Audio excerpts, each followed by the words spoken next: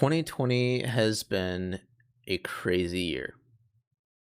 It truly is something that I feel like there's been many years in my life that have been very hard to wrap my head around, but this is definitely one where I feel like there's been the most significant change, and probably for like all good reasons. Like almost everything that I had going on in my mind a year ago from today has almost been completely turned on its head.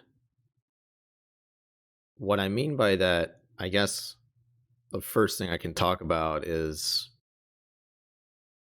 Super Smash Bros. Melee, because that's where my username currently comes from, and that's what I've been doing pretty much primarily for the past 7.5 years.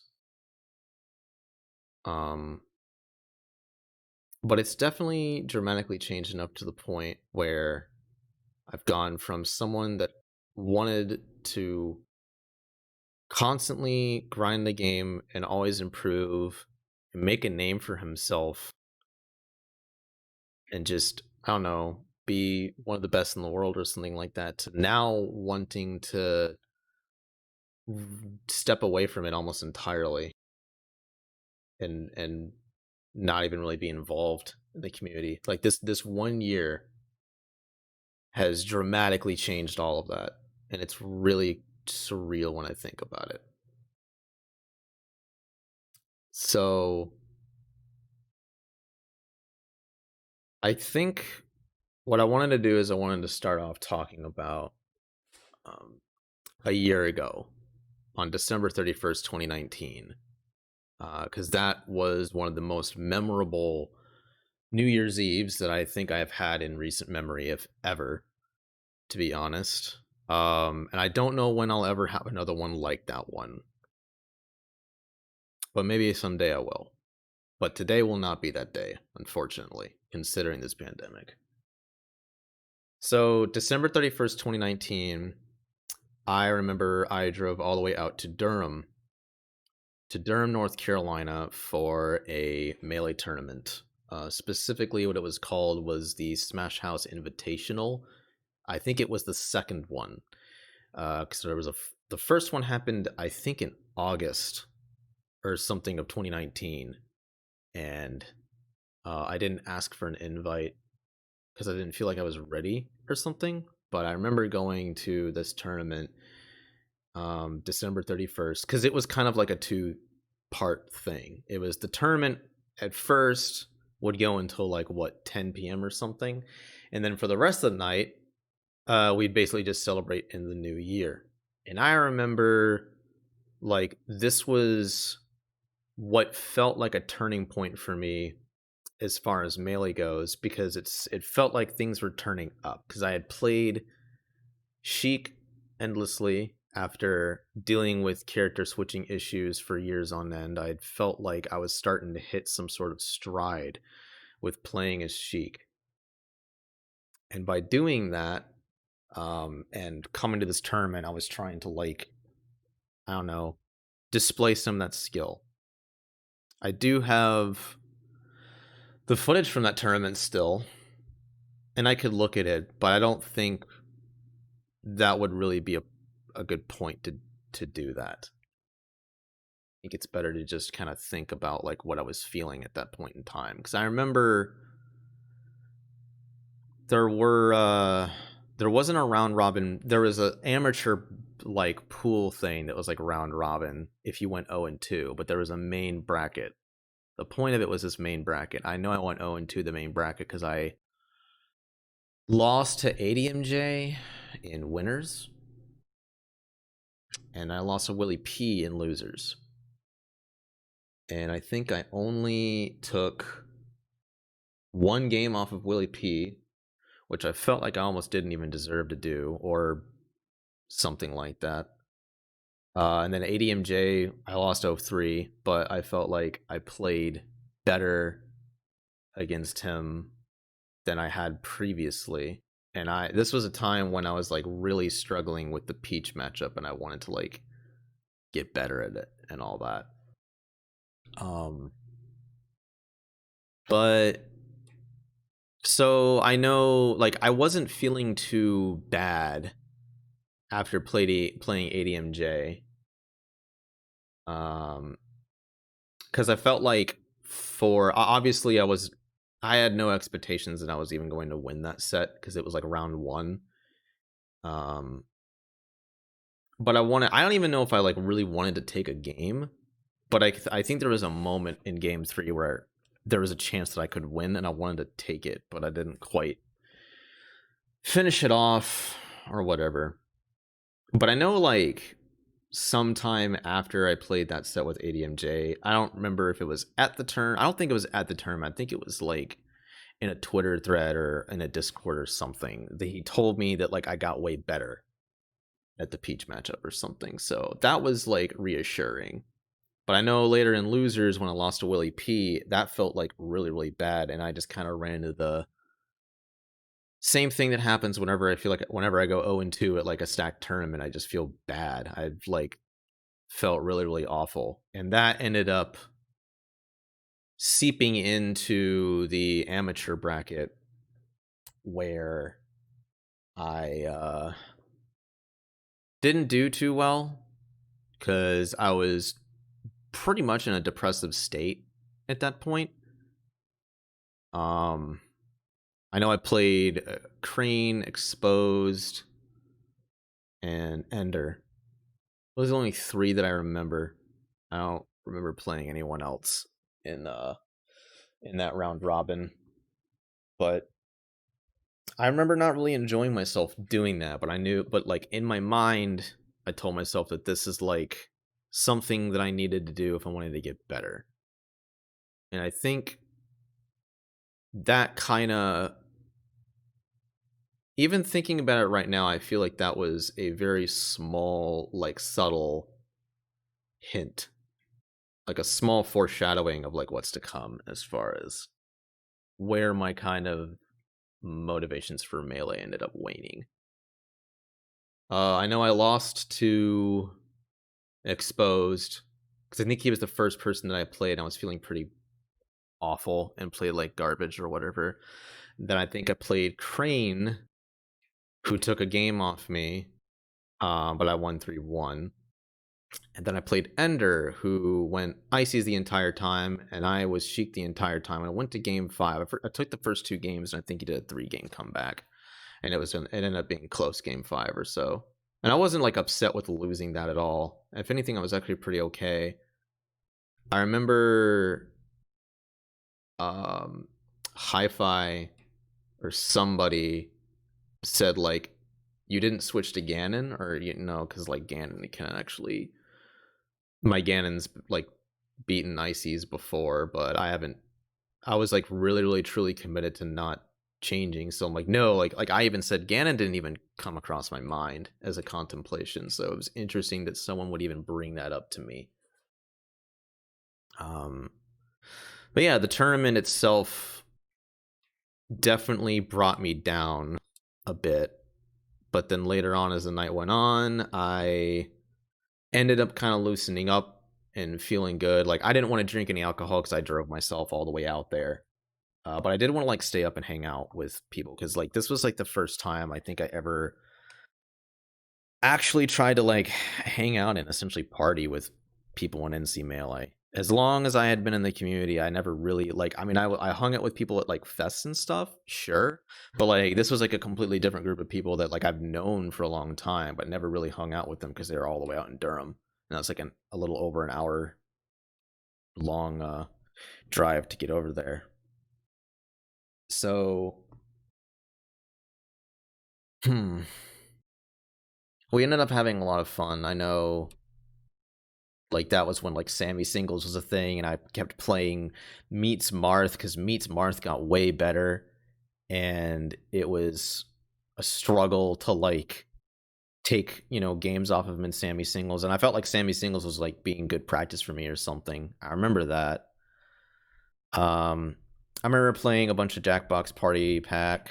We also played Killer Queen Black. I think I played it a little bit. I was mildly interested in it because of its art style, but I obviously haven't touched it in a year since then. You miss tournaments? Yeah, I do too. I'm gonna actually talk about like tournament stuff here in a little bit. I'm kind of just reflecting on New Year's Eve a year ago. How you doing, Kalen, by the way? So, man, um, that was definitely I think like that was the because I remember when the ball was dropping down, there was like a bunch of people around me that were like drunk and having a good time and wanting to ring in the new decade, really, because that was like one of the biggest things about it. Us watching the TV, watching the ball drop, counting down to it, like that was honestly like one of the first times that I felt like I really kind of belonged in a way. Is like there's something I don't know what it is specifically about New Year's Eve and where you are in your life when those happen. Maybe they're like almost like checkpoints, you know? Like every year is like a different kind of checkpoint, and you think about what you did on that day as like an assessment of where you were. And I look back at that and I'm like, I felt really fulfilled that night because I felt like I actually belonged to something. So first time I like really genuinely felt like that in a long time within the Melee community, and it's a reason why I kept pushing forward. Shoes you ordered today arrived. Oh, nice. My Valve Index actually surprisingly arrived today when I thought it was going to take way longer. I didn't even get an email about it being shipped. It just arrived, and I'm like, well, okay, now I got to wait for my trackers to get in. So that's been interesting. So yeah, like I felt really great. I was really like that was some of the happiest that I had been because I felt like there was so much potential for me to get better as a player in the next year. Because I know we celebrated obviously the ball dropping at the actual house, but we ended up going later that night to a Waffle House that was open because Waffle House is open like 24/7 or whatever. I don't remember if I ordered food. I think I did. No, actually, now that I think about it, I did order I ordered like some bowl, like some breakfast bowl thing. I don't know. I just ordered whatever off the menu. I don't think it really mattered much to me. But I sat at a table with Chi and HiFi, and we talked kind of about just like bigger picture things as far as Melee goes, like what my goals were with the game, what my motivations were, what I wanted to do, and it was like a really nice, fulfilling kind of conversation that I wish I had more of. It definitely was like a driving factor for me to continue playing the game and wanting to improve and get better. Because I remember telling HiFi a goal that I wanted to have for like the end of 2020. I don't remember if it was specifically by the end of 2020 or sometime in 2020, but I think I said I wanted to be like the best player in Triad. I do remember saying that I could be the best player in Triad.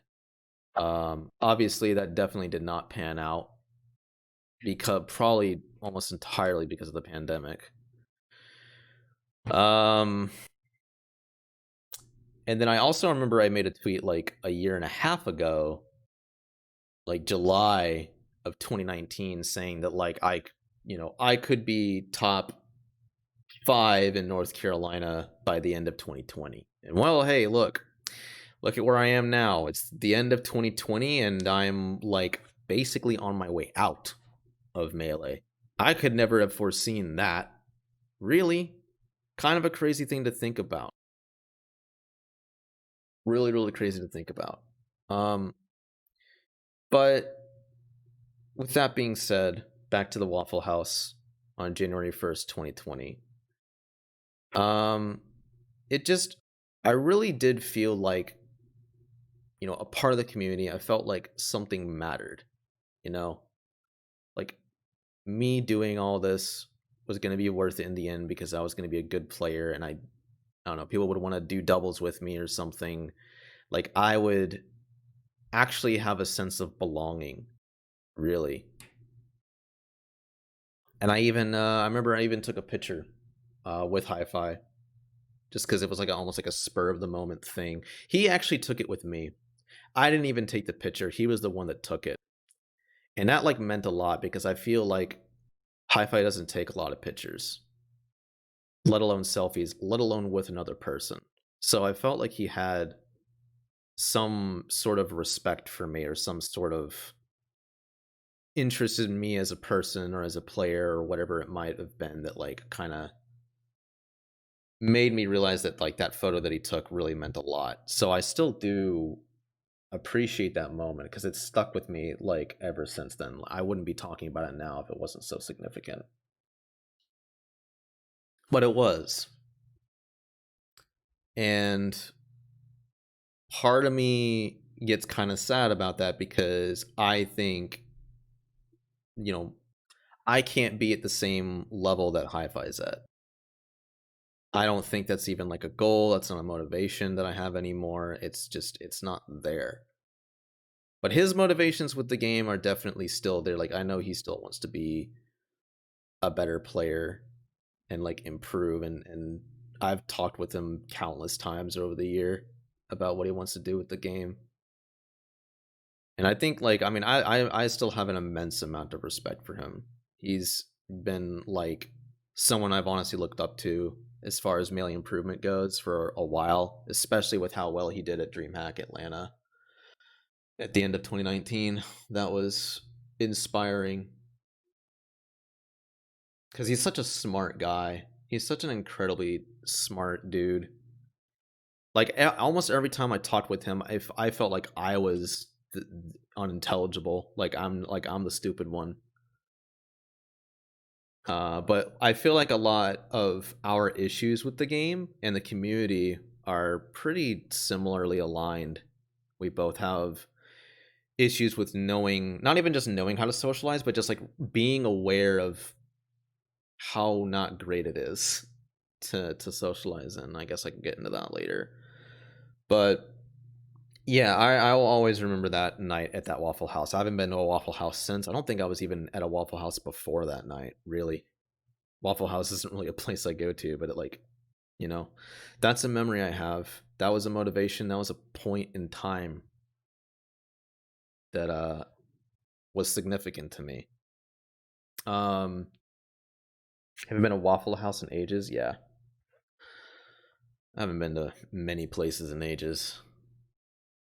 Oh, I haven't had their hash browns. Was there hash browns in their bowl that I had? I don't remember. I think it was like some egg, cheese, bacon conglomeration thing. I legitimately could not remember.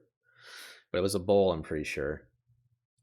Anyway, later that night, I think we end up staying a bit longer. I stayed up till like 3 a.m. and I knew I was not going to drive home that night. So actually, a really nice thing that happened is Chi, who is another person I looked up to and talked to a lot about Melee. He offered to just let me sleep over to his place so I didn't have to drive in the middle of the night. And I thought that was really, really nice. So I actually started off 2020 not being in my own bed, which is very interesting because that's definitely like not normal. I almost every single time it's been the New Year's Day, I've always been in my own bed. But that was the first time I think I was actually over at someone's place. But he was nice enough to offer his like guest room or just like a guest bed for me to sleep in that night.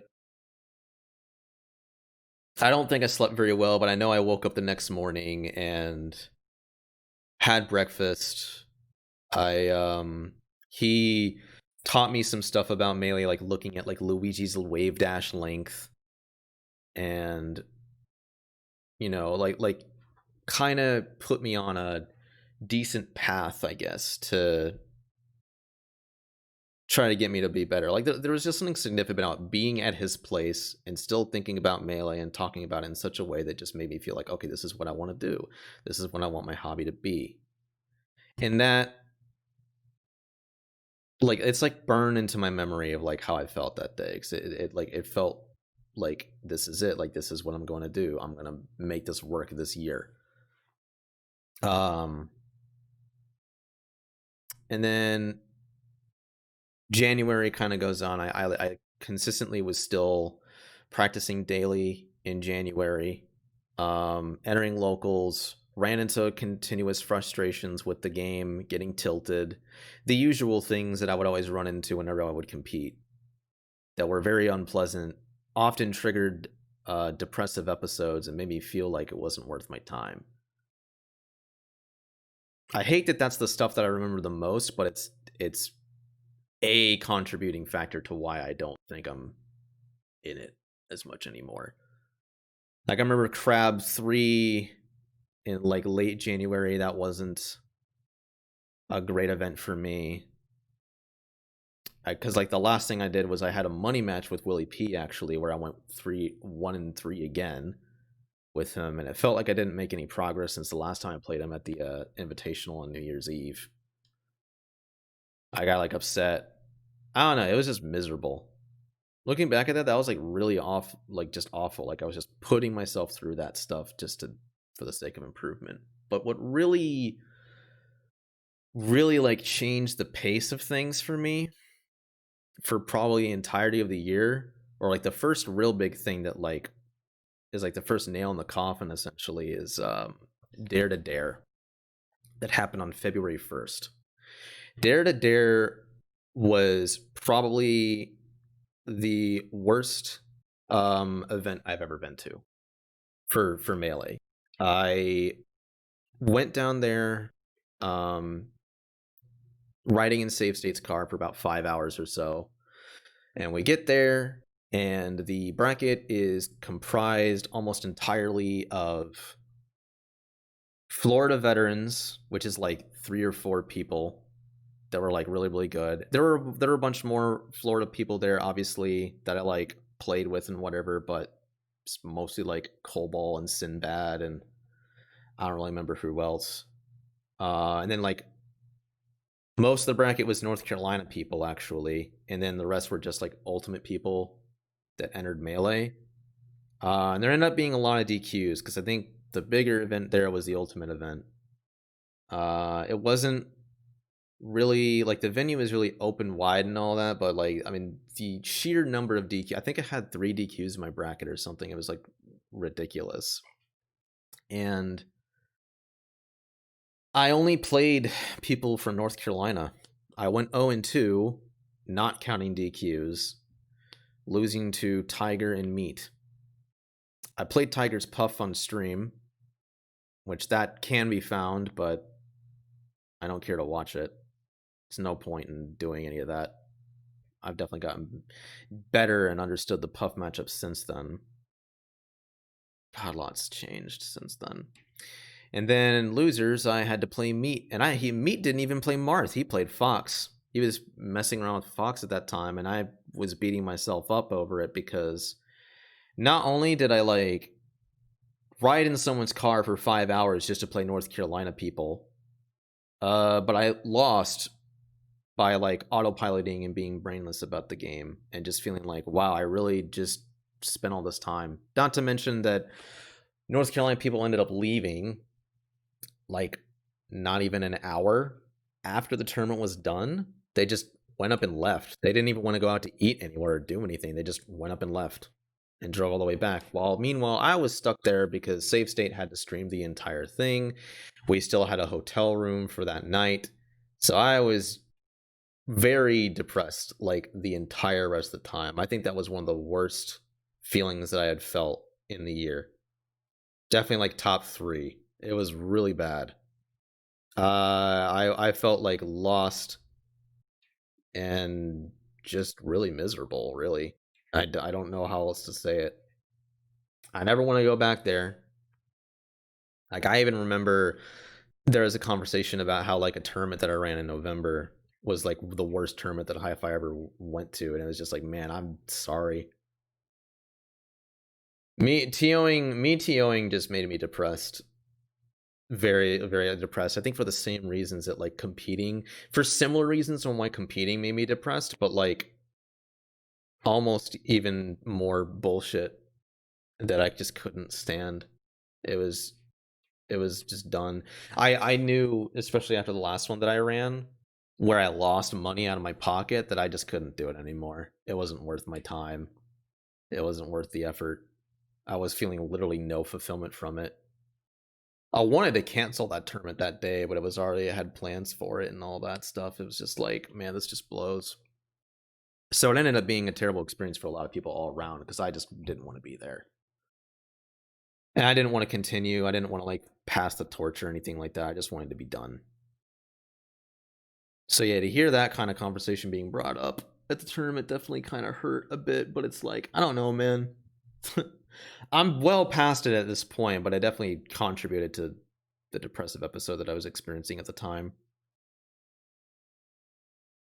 So to pass the time, I remember watching what was this, Falco Lombardi tournament? Saving something about saving Falco. I forgot the name of the title or the name of the tournament. It was the second Saving Falco. I forgot. I like, it's on the tip of my tongue. It was the second one. I think Face Roll was there. And I was trying to watch Face Roll or just watch the tournament in general, waiting for this ultimate tournament to go by. And we went to a cookout after. Actually, no, the dinner that I had was really nice. I gotta definitely give shout outs to Savestate, because he had, or they've honestly been so great like throughout the time that I've known them. They've been, maybe I'm not like, I wouldn't say like the best emotional support, but just the fact that they've been around and someone that I can talk to and kind of open up to and just be there and get to witness all the cool things that they've done is like super super sick. Like Safe State's one of my favorite people that I've like ever interacted with, and seeing them grow as like a content creator and all the contributions that they do for Melee these days is really cool. And I think that's awesome. I'm glad to get to know them. Um but yeah, like Safe State took me to a Mexican restaurant place that night and had a pretty good meal. Started feeling a bit better, and but like it still, it affected me so much because then I slept in the hotel, in my hotel room. Then we drove back the next morning, and that was when I actually started to watch HealthyGamerGG videos in the car, and that's when I went on like what, a 3 or 4 month journey of just watching as many of those videos as I could and like adapting, like just trying to like learn about better mentality stuff. At the same time, this is also when I started my fasting schedule, because I remember on the way down to Dare, I was reading a book about intermittent fasting, or like the benefits of fasting, and it taught me a lot about it. And I still follow a fasting schedule to this day that has helped me lose a lot of weight, which has been honestly pretty phenomenal to do, and see that it like works at pretty well. I think it's like forever changed my eating habits, which is probably a good thing. So I'm glad I started it as far back as February or late January, really, is when I think I started taking interest in it, and I didn't actually start enacting upon it until going to Dare.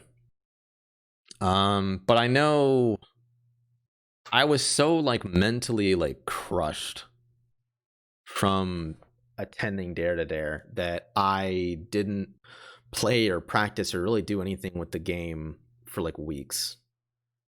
It was, man, it was rough. I essentially took a hiatus. I took a hiatus from the game. Like this was like the first time I like ever legitimately took a hiatus. Like this is how, because like before then, me taking breaks was like not an idea that I would constantly think about or even do. Like I would if I took a break, it would be like for a few days, maybe a week or so, because I felt like it was important to like stay on the grind. But this was the first time I ever like just took a straight up like month break. I think I just focused entirely on World of Warcraft Classic at the time. I remember Blackwing Lair came out, and I was streaming that, and that was fun and exciting for me at the time. That was like the escape to get away from Melee, because Melee was just too painful to fucking think about at the time. But I remember when I was coming back around to the game and wanting to kind of get back into it, that's when the pandemic hit, and that's when the quarantine started. Like literally the week of March 12th, when it all kind of went down, that's when I kind of like, because there was going to be a Fellow Fridays, there was going to be a local in my city that Friday, and it had to be canceled because it was the day after the quarantine started. It was the 13th of March, and that was going to be my first tournament that I would have entered since Dare to Dare, and it ended up having to get canceled for a good reason. So I haven't been to an in-person tournament since February 1st, and I imagine I'll hit a full year before that actually happens again. So don't get me wrong, I definitely miss going to tournaments. I don't. The thing with Dare to Dare is I don't want to have another experience like that ever again. There was just like a lot of issues with how the tournament was advertised. One of the biggest reasons why I went is because the first Dare to Dare that happened at the beginning of 2019, I remember watching the stream for it, and it looked like it was actually a pretty good tournament to go to, a good out-of-state tournament. But the second one, just, I don't know, things really fell apart for that one, and was just not a pleasant time. So it made me really, really cautious about wanting to ever go to any sort of even out-of-state local, for the risk that it could be another Dare to Dare. Because I don't want that. I don't want to spend time and money, because I spent a bunch of money just to get the hotel reservation too. Like, that wasn't cheap. I had to invest a lot of my own money, and it just felt really awful to have that happen. So, and I wasn't the only one that had this idea either. I know HiFi has said this as well, but that tournament probably made me want to only ever go to like majors, like the big tournaments like Genesis or Big House or Evo. Even Evo has been debatable about actually whether it's worth going to or not. I definitely think this day and age, it's, not worth going to even that tournament. Or like Smash and Splash, just some sort of big tournament where, it's almost like a convention in a way, even like SmashCon. I know, I think I had plans in 2019, late 2019, that for 2020 I wanted to go to a bunch of majors. I wanted to go to like 5 or something. I wanted to go to like not Royal Flush. It was Full Bloom. I wanted to go to Full Bloom, or CEO Dreamland. I wanted to go to something in the summer. I forgot what it was. I know I wanted to go to Big House again. I wanted to go to DreamHack Atlanta in 2020. I had plans to just go to as many majors as I could. Riptide, yeah, I think even Riptide was something I was even contemplating. There's a whole lot, but obviously with the pandemic hitting, that all just completely went out the fucking window. Yeah. So, and I mean, I still want to do that again. I don't know if I want to go to 5 majors in a single year. Honestly, I don't even know which one, like, even when majors like return and they're the same ones that they've always been, like, Genesis and SmashCon and, Big House and all that. Like, I really don't know which one I would want to go to. I don't even know if I even want to go to one. Like, maybe I would want to go to one as like a spectator to have like fun or something, but I don't even know. I really, really don't even know. Because I really don't even feel like I'm at a point where I can make friends in the community anymore. Like, I feel like what is important to me just in my life in general was kind of lost in the essence of me trying to get better at some video game. I think it just took me a while to realize that, like, what I really desire in life is like social connection and just meeting new people and making friends and sharing experiences with other people. Because I think for the longest time in the Melee community, I felt like I was just alone. I was by myself doing this thing or that thing, or, I had never really truly felt like I was connected with another person, and I think that's part of the reason why I don't care about it as much anymore. Because I still don't feel that. And I think the pandemic just helped me realize that even more by being completely isolated and having a lot of time to reflect. Um, so with all the pandemic stuff starting up and locals getting canceled left and right, everything getting canceled left and right. I know I was like still trying to do Netplay. Remember, this is before rollback because this was back in March and April. I was just, I don't know. I just wanted to do my own thing. I like practiced the game and played it, still trying to improve or whatever. I was still playing WoW Classic. I know in May I was getting into playing Halo 2 on Legendary because I remember that because that was like a thing I did for like 2 weeks.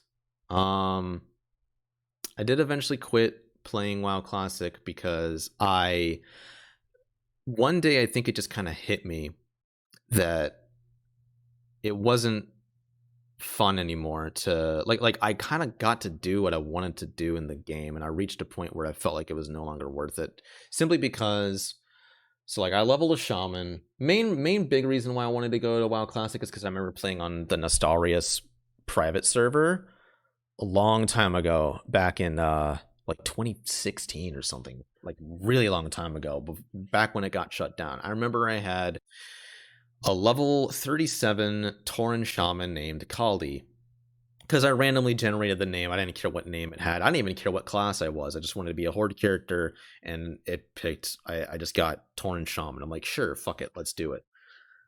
The server got shut down. I was level 37, so I never really felt like I got to, at least hit level 60 in vanilla or do any of the end game content. So that was like a big motivating factor for me to play Classic when it came out in August of last year. So the leveling, I mean, I grinded the crap out of that game. I played it every day for at least 4 hours, if not more, and streamed it all with like no viewers. Like no one was fucking watching me at that time. But I streamed it all the way through. I even like took clips of every single level. That video is actually still on my YouTube. Levels 1 through 59, because level 60 ended up not getting captured because very unfortunately, very unlucky, something went wrong with saving VODs on Twitch that day to where that VOD never got saved. So the climax of that whole entire video ended up getting lost, and that really upset me. That kind of took a lot of wind out of my sails at that point in time. But I kind of got over it after a bit. The leveling experience took like from August 26th till November 3rd or 4th, like early November. It was like a good long grind. Yeah, because it was September, October. Yeah, it took till early November to hit 60 because that's how long the fucking grind is. But I liked it. I enjoyed it for the time that I was doing it, honestly. And then I got into a guild. I helped down Ragnaros. Like going into Molten Core for the first time was very interesting, fun experience. I do remember my first time playing on Nixia, or going into it on a Nixia raid and being so incredibly anxious. I swear, I think I was having a panic attack during that time because we were doing it with so few. We were basically doing on Nixia on hard mode, which was with like 17 people and like 3 healers, and I was one of the healers or something like that, and it was stressful as fuck, and I felt like I was gonna fuck stuff up, and we wiped a few times, I think I remember, and it was awful. That first night, that first time doing on Nixia, terrible, awful. That was some of the worst anxiety I think I had felt playing WoW, probably ever.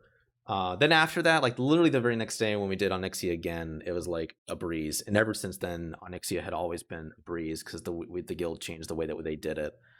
But that was like an experience. And then it was really, really fun when Blackwing Lair launched on Classic, and I got to like actually experience, a raid kind of launching and us progressing through it slowly but surely, like average run-of-the-mill guild that was at least together and stayed together long enough to see the completion of it, and that was cool, and that was awesome. And then we kept doing runs of Molten Core and BWL to the point where I got a lot of good gear. I got pretty geared. I was a pretty solid healer. I wasn't the best healer in the guild, but I was up there. I was, doing good stuff, and I was even like contributing, wanting to help like other shamans in the guild get better. That was really, really cool. That was like a nice little thing that I had. But what stopped me from wanting to care about WoW almost entirely, like no matter whether Burning Crusade servers come back or not, like I realized for me to get prepared for Encourage, which was the next big raid expansion that was supposed to come, since I did herbalism and alchemy, that was my two professions. I needed to make money, so I would do like a lot of herb runs. There was so much time I spent on farming herbs and trying to get elemental fire in Ungoro Crater. I remember spending hours in that area just killing the same fire elementals over and over and over and over again, just so I can get some money in the auction house, because the whole economy system and all that stuff. And I think after doing that for a few months, and then I remember I took a month break a month after BWL came out, so that was like March 20 something, and I came back in like April 20 something to try to playing it again, and I found myself very sporadically, like I was playing WoW like hardcore from like almost every single day from August 26th all the way up until like March 20 something for like 7 months. It's like 7 straight months I played nothing but WoW Classic, pretty much. Like WoW Classic and Melee, like those are the only two things I was doing. And then when I came back from my break from WoW for a month to just pick up and do Zul'Gurub or whatever the fuck we were doing, it just like something like got lost. Like I think I a realization hit me that like this isn't really worth my time. It's really like ultimately what WoW Classic is, or just WoW in general, is it's just a time sink. Everything is a time, like everything in game at that point was a time sink. And sure, I had fun going into raids and socializing with the people there and all that, but it ultimately felt like it was getting stale and futile, and people coming and going because they have priorities or they weren't a good fit for the guild or whatever the fuck it may be. It's just like it just felt like it wasn't really worth the time, and I couldn't really see myself playing it much more. I was, as we did more and more BWL runs, I was getting more and more miserable. I started skipping weeks because we would do it every Sunday. I'd start skipping Sundays to not even get on. I even got to a point where I think I was literally only getting on just specifically so that I could raid. I wasn't even buying mana potions or farming or anything anymore because I was getting so tired of being on and treating it like it was a fucking job, like it was a chore. And it just waned on me. And I think eventually one night, because we'd always one shot the entire raiding instance. We had, I think, a new tank, or we had like new people come in that we were recruiting and we were trying to go through. And I know in the last boss, Nefarian, we were close to beating it because we had beaten it many times before. I'm like, okay, this should be an easy one shot, but we didn't. We wiped when he had like less than 10% health left. And when you wipe on Nefarian, you had to wait 15 minutes for him to respawn. And that was garbage. I was already feeling super out of it, and I don't want to play anymore. So I after we wiped, I'm just getting off. I told the guild, hey, I'm getting off for the night. I can't play anymore. I'll see y'all around or something like that. I got off. And then as I was running back to the place where I usually run to in Orgrimmar, which is like right outside the bank, bunch of gnome rogues killed me, and so I just died there, and I'm like, oh well, I guess I'm done. And I log out, and I don't think I ever logged back in again. I just left the dead shaman corpse in Orgrimmar there, and I've never logged into that character ever since then. I don't even think I played my alt anymore because I was leveling a warrior too at the same time. Yeah, and I just kind of like stopped. And I realized that this grind isn't like really worth it. I had no more motivation to do AQ anymore. I didn't care to do Nax, and I don't even care if like Burning Crusade servers even come out, because I already got that kind of. It would be ultimately for like a nostalgia trip, but I don't know. And who knows? I could be talking out my ass. I could probably end up still playing in the TBC servers, but I really feel like the chances of that happening are pretty low. And even if I do that, I wouldn't be going as hard at it as I was before. I definitely would not be. I'd be doing it like super casually. I would not stream it, because WoW is not a game that's worth streaming at fucking all. Like, I know from streaming it for as long as I did that it is like super not worth streaming. There is no freaking way that is remotely worth streaming. So that was kind of like once like May, June kind of came around, that was like kind of the end of like the first phase, which was like kind of Melee being in a really weird place, me getting out of WoW Classic, but also me like playing Halo 2 Legendary. Also, beginning of June is when I got my new graphics card, because I just felt like, because I think I was playing Overwatch and I realized, why am I still at 45 FPS? Like, I was just fed up with it. I was just fed up with seeing my frame rate being just low, because I wanted to get more into first person shooters, and like to play first person shooters well, or to enjoy them or whatever. I wanted to have a higher frame rate. I wanted to hit my 144 hertz monitor that I had for a while, and I'm like, why am I still hitting 45 in Overwatch? So I'm like, okay, I'm gonna get upgraded graphics card. I got a GTX 2070 Super, or RTX 2070 Super, and it was a good card upgrade. But so I got that in early June, and it felt like it was a good upgrade at first. But then when I went into Overwatch again, I realized, wait a minute, I'm still only getting 45 frames. What's going on? So it took me not too long to realize that my CPU was really bad and was bottlenecking my graphics card, which basically led me to dropping a good amount of money to just get a whole new PC, because I'm like, fuck getting a new motherboard just so I can get an upgraded PC. I'd rather just buy a pre-built and strip it of all the stuff that I don't care about and just plop in my graphics card and let that be that. So that's what I did in early July. And I think one of the best things that I did, or one of the things that I maybe most excited or happy for like the future that I did, was I got way more into streaming. But I think before I get into that, there is definitely a very big thing about Melee that I wanted to talk about, that happened at the end of June and early July. And I'm sure everyone's familiar with this week.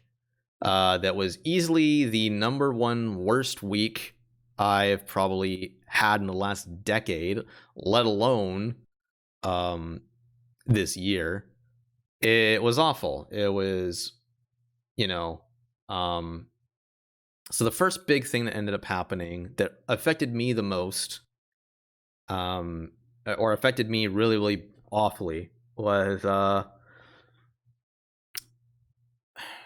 first big thing was SleepyK being outed as a pedophile. Essentially, reading that story from Clementine was really awful. It was extremely mind-numbingly hard. It was so hard to be like, this is really who this person is. Like, this is what they did. They did this shit.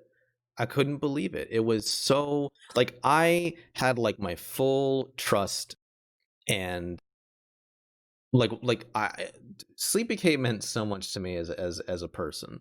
He really did. He was the only person that felt like an actual mentor, that had known me since 2014 and my struggles with improving, my struggles with mentality, that was finally starting to come around and actually see that I was capable of improvement and like believing in me. And that really meant something to me. And I had to do so much emotional processing for months after that happened, because it felt like I had lost someone really close to me. Even if I wasn't like the greatest friends with SleepyK, and I kind of, mostly looked up to him as like a mentor than anything, it still really fucking sucked. It really sucked. I had to cut off communication with them. I had probably the most powerful dream I've ever had in my life that night that I found out. It was just all around awful. It was really, really bad. I think like I was even planning after I was done with because there was an NC Melee coaching program that was going on for like from what was it, February something to April or May. I remember, and I was a part of that coaching program, even though it was like right when the pandemic was starting. It was very unfortunate timing. After that coaching session was done, I was like, okay, the next thing I'm gonna do is I'm gonna get lessons with SleepyK for 6 months or so.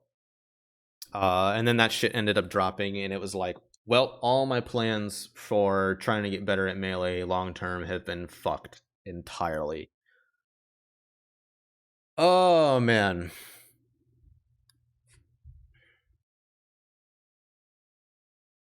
That took so much out of me. That took so much wind out of my sails. That really was like such a big I don't really even have the words to express like how much of a downfall that was. Not just for me personally, but for everybody that knew him. Just an absolute worst kind of betrayal. It was like worse than death. It was like seriously worse than that. It was really, really awful. It's like what's been left is like a void of not really knowing what I wanted to do with the game. Because no other person's really like known about my improvement journey like SleepyK did. So with that being gone, it really felt like a large piece of me kind of went with them to keep me in it, to keep trying to improve. And that really sucks. But maybe it was meant to be or something. I don't know. I don't know. It did that was just easily the one that like hurt me the most, because obviously that was just the first of many, many, many, many, many stories that came out that week of sexual abuse, pedophilia, just a crazy fucking movement that really showed how fucked the community was at that time, and how many people needed to actually be purged and redacted and all that. It was wild. It was seriously wild. Like such a stressful time. Staying up late looking at Twitter threads about like the new thing that came up every single time. I'd wake up in the morning and find 2 more something, and just it was like fucking the end of the world. It was insane. It was absolutely insane. And then there were like posts about people getting bullied by NC Melee that LSD wrote. Timone's even wrote a thing, and it made me want to write a thing. I didn't write a twit longer, but I wrote a couple tweets saying like how fucking awful it had been to, be bullied in a community that, you thought had your back or whatever. So that sucked. And then to top it all off, July 2nd comes around and Reckful ends up committing suicide. And that was another emotional blow, because Reckful was someone who I saw who was definitely emotionally struggling a lot, especially like earlier in the year. He was the only reason I even found out about Dr. K or found out about HealthyGamerGG was because of that Reckful interview, one of the first Reckful interviews. I was recommended it a few times because it was like Reckful talks to Harvard psychiatrist about depression or whatever. I kept seeing it recommended and I never really clicked on it. And then I finally decided to watch it late January or so, and that's how I really kind of found it, was through Reckful's stuff. Through Reckful's interviews, and I watched all of Reckful's interviews. I seriously watched like every single one of Dr. K's videos, every like popular one. So I watched all of them.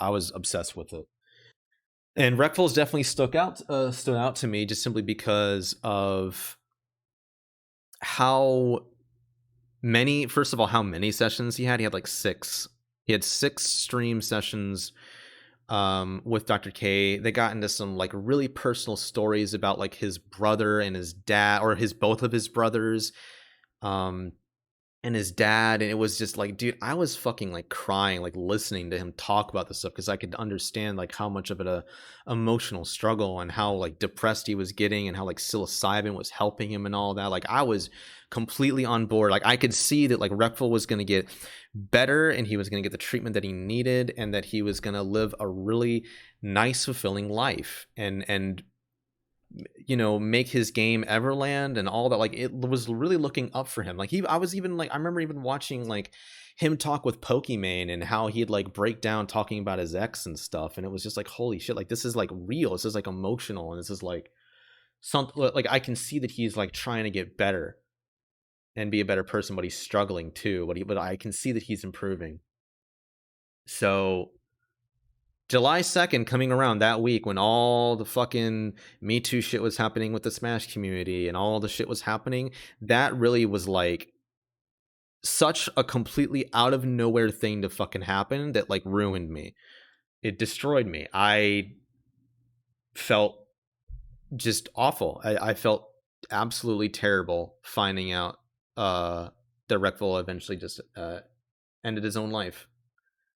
And I know the next day when Dr. K had his emotional talk about it, like I fucking felt that. I cried my fucking eyes out watching him sobbing basically uncontrollably while he was trying to give his speech, because that was someone that he really thought was going to get through it.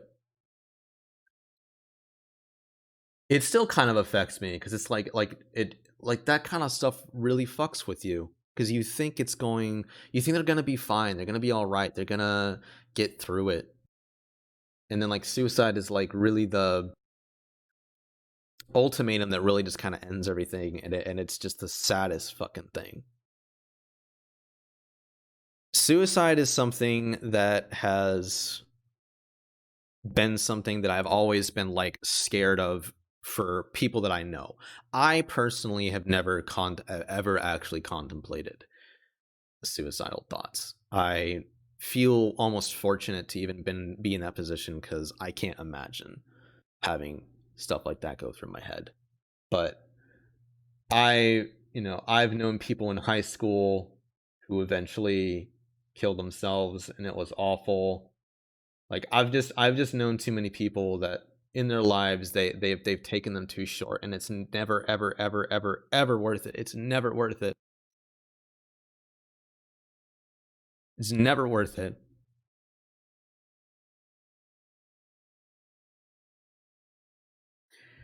You have so much more to live for. That's why whenever someone gets like depressed about something and they're feeling really bad, I feel so compelled to just reach out to them and see like, hey man, I know how you feel. I've been depressed. It sucks. You can get through it. Because a lot like the thing I'm the most afraid of is I wake up one day and I find out that a good friend of mine has killed themselves, and I just feel like that I could have done more to help them. I could have done more to make, you know, help them not get to that point. It's honestly one of my biggest fears. I never, ever, ever want to see friends. I never want to see friends kill themselves. I never want to see it get to that point. It's awful. It's a horrible, horrible thing. That's why I was so affected when Reckful did take his life, because I didn't know him personally. He didn't know who the fuck I was, but a lot of people looked up to him because they brought him happiness, and they enjoyed watching him and seeing him like live his life and just be himself. Like, we really had something taken away. I feel like people that were really close to Reckful don't have a day go by where they don't think about him, because he made that much of an impact. on people's lives.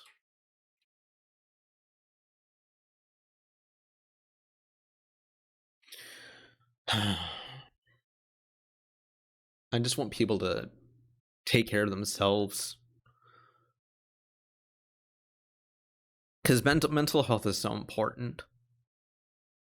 Me prioritizing my own mental health is like a big reason why I'm like really kind of stepping away from Melee, because I realize that the mental drain of competition almost ultimately isn't worth it. I want to get more into detail as I like go through the year, but like that is like a point. Mental, like, always want to put mental health first, because I never want to reach a point where, you know, I am having suicidal thoughts or anything like that. I don't want to reach that point. And I'm sure I never will. Like, I meditate. I you know, I eat well. I socialize with people. You know, I've been in a slump lately because I'm not sure where I want to go now that I've kind of am on my way out from Melee. But hey, you know, I'm trying my best out here, getting through each and every single day. But anyway, yeah, that week was rough. That was a really, really, really fucking rough week. Rough week. But it did eventually end, and it was just a lot to emotionally process. And it really did, like, almost forever change what I wanted to do with Melee or really anything. Like, that was really kind of just the big thing. It's like, is this really worth it? You know? Like, is it really worth being involved in this game? Because, you know, a new NCMLA Discord server was made. I didn't join it until like a month after it actually was created, because I wanted to give it time for like the initial hype to settle down so that it would actually like normalize. And then I join it, and, you know, it just kind of ended up being almost the same kind of thing, just like the really shitty people just don't talk in it at all, or are just non-existent or banned or whatever.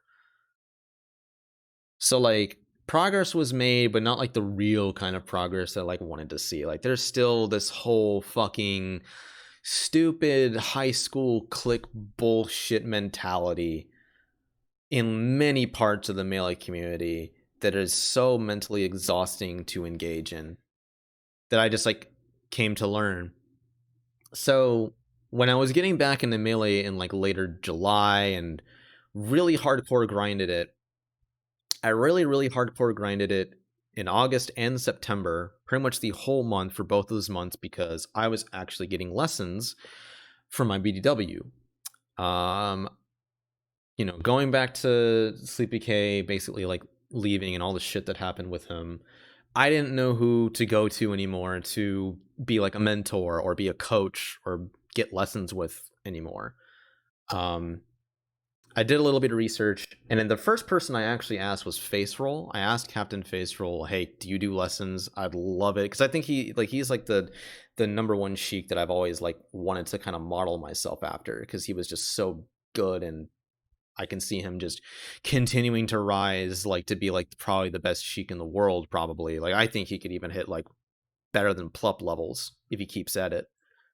I just don't think this quarantine's been kind to him, because he doesn't like Netplay very much. But I can tell he's just gonna pop the fuck off. And he sees the game, and like the way that he sees the game is like very similar to the way that I see the game. So I thought it would be really good to like talk to him and see what he, you know, if he could offer anything. And he doesn't, unfortunately, he doesn't offer lessons. I really wish he did, because I would have taken them in a heartbeat, but he does not. I think he's busy doing his full-time job and all that, so he's still trying to like do like a work-life balance with Melee and his full-time job, so I respect that. But it would be nice to, you know, get actual, would have been, he was the first person I decided to ask. I knew with Drugfox there's just the infinitely long waiting list that's never ever going to fucking end, and I was just, I don't know, I guess I got tired of trying to wait or whatever, you know, to get a lesson with Drugfox, because I don't think it really would have mattered that much in the end anyway. But I went looking around. I saw IBDW was one of the people that was still giving lessons. I checked out his Patreon, and he had some slots left still. So I'm like, okay. I mean, like, and I was reading some of his tweets. Like, he's gone through a lot of really, really tough emotional struggle. It's definitely like way harder than stuff that I've gone through. Like, he's gone through some shit, and I could tell he was a pretty down to earth guy. Watching him, I respected his come up. I respected his Fox play. I thought, like, even though he doesn't main Sheik, I feel like there's something I feel like he'd be like a good coach as far as like personality goes. So I decided to go to him, and I really wanted to grind the game really hard because getting a lesson with someone, you know, that's top 10 that can help me out really well. I wanted to make sure that I was like living up to each lesson as they go by. Like, I was putting in as much work as I possibly could. And so this was like a thing. So I had like two lessons with him. I had one in August and September, and it was going pretty well. I definitely saw like a lot of improvement during that time. And it was fulfilling, and it was fun for the majority of August. And then once September, because like August I wasn't really entering tournaments, but September is when I started entering like a lot of Netplay tournaments. I was entering like 4 a week. I was going crazy in it because I think the reason for wanting to enter so many tournaments is because I wanted the tournament experience so I could, like, one, evaluate like where my skill level was at, but like also two, see what I could do when I was in tournament, like practice the tournament mentality, stuff like that. So I want to just grind the tournaments like nonstop, essentially. What ended up happening is I ended up burning out really fucking hard. Probably harder than I ever burned out before because I took the game so freaking seriously during August and September. Um, so much to the point where once October, once October 3rd happened, uh, that day was like a day where, like, I feel like everything changed. I feel like everything changed on October 3rd. Um, before I get into that though, I do need to use the restroom actually, so I'm gonna do that.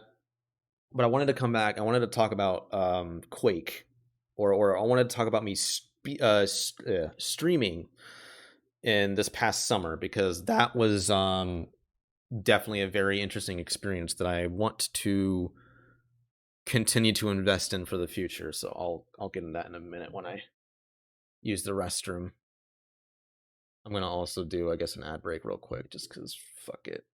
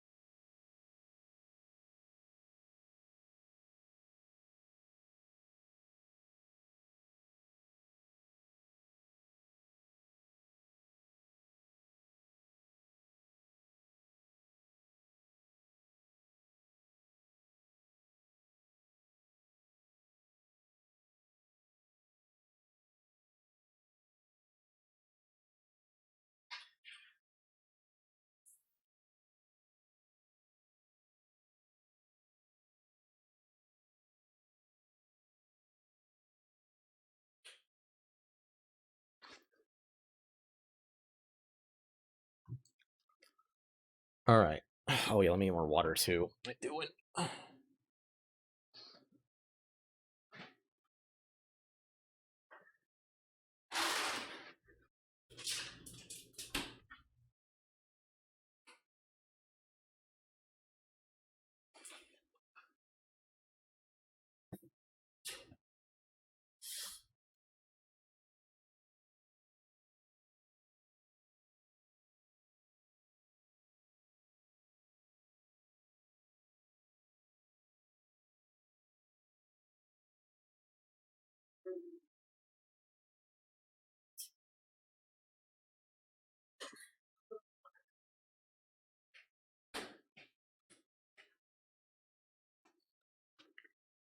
Okay.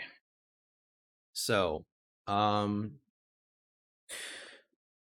I got into streaming pretty regularly once the summer came around. I mean, I was already streaming pretty regularly, but I didn't really start to get any kind of audience until basically when I started streaming Quake. Because at first I was only really playing Quake to like play through it casually and just kind of enjoy the game. And I don't remember even like what made me want to get into Quake. Actually, no, wait, if I think about it, what made me want to get into Quake was I think I was wanting to just play like a first person shooter. Because I remember I did play Doom Eternal, and I did stream Doom Eternal when it came out, actually earlier in the year. And I was really all about that. And playing Doom Eternal made me really want to like play arena FPS, arena first person shooters. And I think I like there was something about Quake being like the first real 3D first person shooter game ever that made me want to like play it, because 1996, like every first person shooter was like a 2.5D game, but Quake was the first like real 3D one. And I'm like, you know what, let me play like that. I think that was a reason, that was one of the big reasons, if not just the only reason, why I wanted to really play Quake.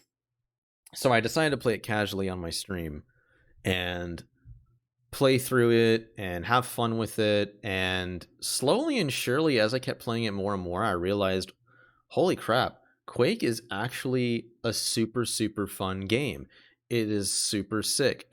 I actually like love this game. Like I think I kind of fell in love with it as I kept playing it. And like I was aware that like Quake was like a speedrunning game, but as I kept playing through it and I like even learn how to do like bunny hopping and stuff like that, it was like, wow, I almost like want to speedrun this game. Like if there's any game I like actually kind of want to speedrun, it's Quake. And I even got into that a little bit. I was trying to like learn the route because I wanted specifically to do Nightmare 100%, all the episode, like the full game, the whole thing. That was like the most interesting thing to me, because I think part of my inspiration for doing that is when Doom Eternal came out, I actually watched Draco do a lot of speedruns of Ultra Nightmare, the hardest difficulty, because I didn't care much for the any percent runs, because those would involve like these really game breaking glitches that skipped like 90% of the game and you beat the game in like 30 minutes or something asinine. Like you didn't really get to see like the actual like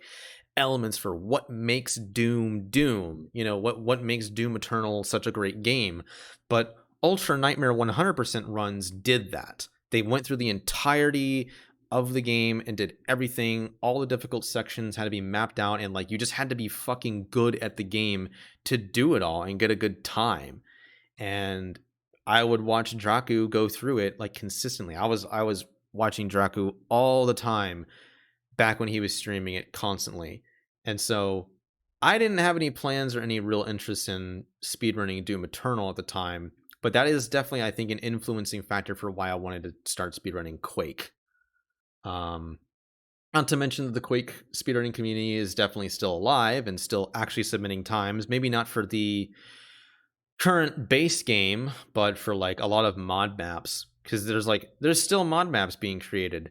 There's like something of like there's like a gods one that was released like not too long ago. There's like so many like cool mod maps and like expansions that just are fan made that like I want to play through, even just casually, let alone try to speed run them. So Quake has like so much potential to just be way more of a thing that I just do, just because it's just inherently its mechanics are really, really fun to engage in. Its enemies are fun to defeat and play around. Like it's such a really good first person shooter to play. I mean, I might even try to like speedrun Doom Eternal at some point. Who knows? Doom Eternal is a fun as hell game to play. I look forward to playing the DLC of that soon enough. But it really made me have like an absolute appreciation for arena first person shooters. I was all about it. All about Quake. Like I easily think after this year, Quake is like top 5 favorite games of all time for me. Like it is that damn good. I only really did it though for like 2 weeks. I streamed it and then I moved on to a different game because I think I actually ended up moving on to Melee. That's when I got back into Melee, and I haven't touched it since then. Mostly because I've been like preoccupied with like Melee stuff and trying to get that all that figured out. And I've constantly, made announcements saying like I'm gonna start Quake up again. I'm gonna start Quake up again, and I didn't want to do it yet because I was still doing hardcore Melee practice and all that stuff. Because like speedrunning takes a lot of the passion. It's a passion project kind of thing that I know is deep inside of me, and it's not gone because I first knew I was gonna like speedrunning when I was like kind of casually doing it with Sonic Heroes runs long time ago. But I never wanted to actually like submit that or make that like an actual like real thing or like really try to push it. I was kind of just doing it for fun. I was doing it on an emulator. I couldn't submit it to an actual time. Yada yada yada. I just wanted to play through the game quickly and have fun with it. And it made me realize, okay, I kind of like speedrunning and I kind of like this whole like split thing. But with Quake, because it's a PC game, and because like you make demos of your run through, and you can get an auto splitter timer, but the demos is what matters and all that stuff. It was like, wow, like I could just stream this, and people would actually watch me. Even get on the bar in the chat watched me when I was playing Quake, and he's stuck around. That's incredible to me. I can't believe I actually have a couple people in my chat that are actually still fucking watching me even though I don't play Quake anymore or haven't in a while, even though I do have plans to do it. Like, that's super cool. Like, that makes it feel like streaming is worth it. Anyway, like there seriously have not been that many days that have gone by ever since I was playing Quake in the middle of July that I hadn't thought about streaming it again. Cause like people were watching me, because it was crazy, because like I thought I was gonna be have people watching me for Melee, but like no, people were watching me for Quake. Like not many people were, like no, almost nobody streams that game on Twitch, so I don't have like a lot of competition or anything like that. But it was really really cool to have like an actual audience engage with me while playing, and me trying to like learn and like speed run. And I do very much so want to go back to that, because I think speedrunning has so much potential for me to like really enjoy and really just have a lot of fun with. Like I don't even have like a real goal with it. I just want to like see what kind of time I can get from playing it for 2 months and then try all the different mod maps. I don't really know, but I want to do it all. It's fun as shit. Its mechanics are some of the most fun first person shooter mechanics I've played in almost any first person shooter. And then Doom Eternal, like I said, Doom Eternal is just a modernization of that. I'm thankful for those kind of games to exist, because I think, excuse me, I think so many other modern first person shooters these days have like no emphasis on movement, and they're boring as hell. Like Overwatch is the closest thing to that even happening, and Overwatch has plenty of its own flaws that make me not really want to play it. But and the Valorant just not really at all about movement. I think if anything, it hinders movement more than anything else. It's literally designed to be a game where you can't run around in. Call of Duty is fucking garbage. So many other like common first person shooters, like the most common first person shooter that people play or that I hear about, are just like all of them are bad. That's why I like playing Diabolical. Like hardly anyone plays Diabolical, but I love the hell out of it because it's a fun arena FPS that has a lot of emphasis on movement.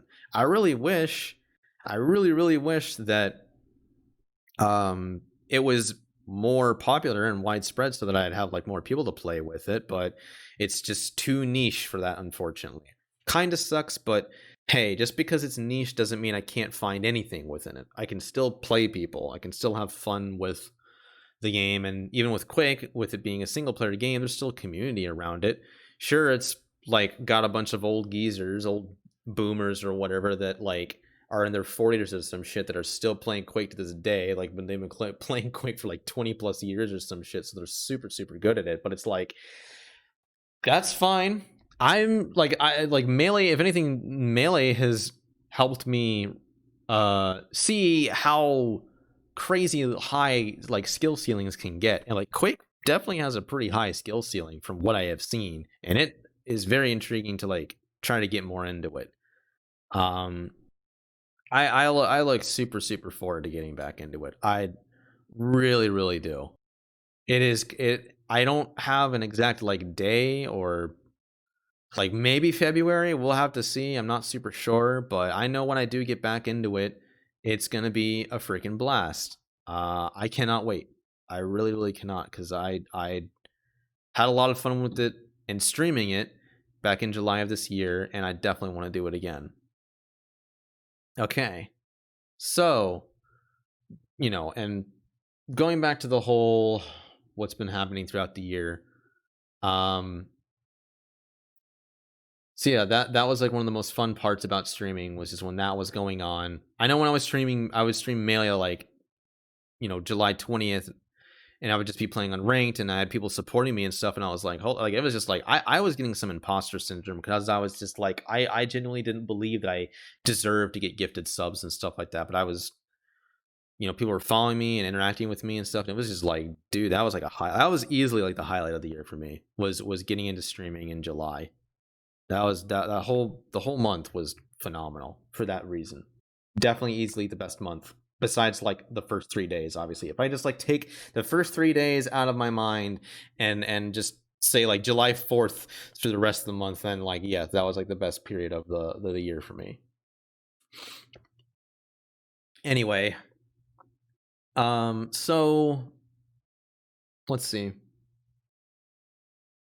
So yeah, I went on this really big melee grind from like July 20th to October 3rd. So October 3rd is a very interesting day, because October 3rd is when two big things happened. One, I entered this Smash Champions League qualifier tournament. I think it was the first rollback Rumble ever since Rona Rumble ended, because that stopped happening in like what, May or June, and Homie Waffles brought it back. The first one was October 3rd. I decided to enter that, and I just remember, like, I woke up, the tournament started at 11. I literally only played my tournament matches. I lost to a Pikachu round 1, who I went to last stock last hit against both games, and all I had to do was do a jump cancel up smash, because he DI'd behind me. I down threw him at like 100 or so percent, and all I needed to do was dash back, jump cancel up smash, and he would die on both games, and I wasn't able to do it. I was so shaky and so nervous and so feeling awful that I lost 2 games that I could have won. That basically kind of came down to one input, even though really it was the culmination of just me playing bad overall. That kind of sucked. And then in losers, I played this Falco player that just clearly was better than me and just like double 3-stocked me, and I was just so mentally like done with the game. That was I think halfway through the set against the Falco, or halfway through game 2 or something, in my mind I told myself, I give up. I don't want to do this anymore. Like, I just like mentally gave up. And that was the first time me doing a tournament after all the like tournaments that I've been entering, that I like told myself, I just give up. I'm done. And I was pretty fucking depressed for the rest of that day. And that's the last tournament that I entered. That was the last tournament that I entered. I haven't entered a Netplay tournament since then. Shut up, Bar. Jesus. But yeah, that was the last tournament that I ever entered. And I don't think I'm ever entering another Netplay tournament, simply because I almost want to get to that later, but the gist of it is, it strips away all the elements that make being in an actual local LAN tournament fun, and it just is just pure bracket and none of the personalization, not really any of the socialization. Everyone just streams their own stupid bullshit. A lot of other factors go into it, but it feels so cold and hollow, and it's just like, I don't like this. And so that's why I don't want to enter any more Netplay tournaments, like, ever. I do look forward to when locals come back again, because I will probably go to them just to see people and have fun or whatever, but like, I don't really care about competing. And I can get more into competing. Like, I guess I can get into the whole like competition discussion or just like me just talking about competition. I think I've kind of realized, especially after October 3rd, between October 3rd and like now, or even like the beginning of December or whatever, I realized I don't really enjoy competition inherently. I've had many discussions with IBDW and Dread Fox and other various people about like, can I improve without entering tournaments? Like, how necessary are tournaments? Like, I just kept wanting to just not enter them because they were just way too incredibly anxiety inducing and giving me really bad depressive episodes and like a constant trigger for them. Like, it was just mentally ravaging me, and I could not really deal with it much anymore because like I kept being told like you have to enter tournaments if you want to get better. You have to enter tournaments if you want to get better. Like it felt like it was an actual necessity for improvement.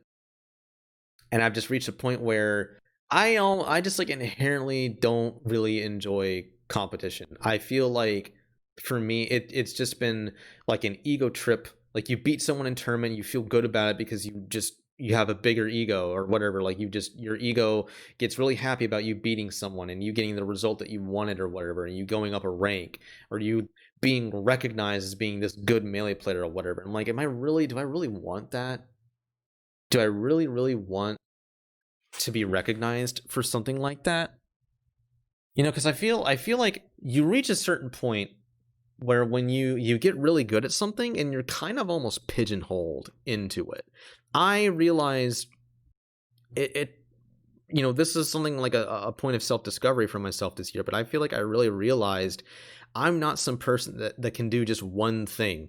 I can't just do one hobby as a continual thing for like the rest of my life. There are some people that can. There are definitely some people that can just make melee like the thing that they do for the rest of their life, and they don't really do too much else beyond that. And I think that's cool. Power to them for doing that, but that's not something that I can do. I can't do that. I can only do like one thing for, I don't know. I thought it was 2 months, and I don't know if it's even a month. It might be only a few weeks. It seems to vary completely depending on like the season or whatever. I can never find a pattern, and I don't think there's any real merit in even trying to find a pattern. It doesn't really do me any good. It doesn't do me any justice. It doesn't really help me out. If anything, that's trying to find that kind of pattern really is what ends up giving me suffering, because I keep wondering when I get into something new, when is it going to end? When is it going to end? It's always inevitably going to end because I know myself. This is the nature of who I am. This shit's going to end eventually, right? And I had to learn to let go of caring about when things may or may not end. They'll just end when they do. I'll lose interest in them when I lose interest in them. And that's completely normal and natural. And I don't need to stay committed to anything if I don't want to.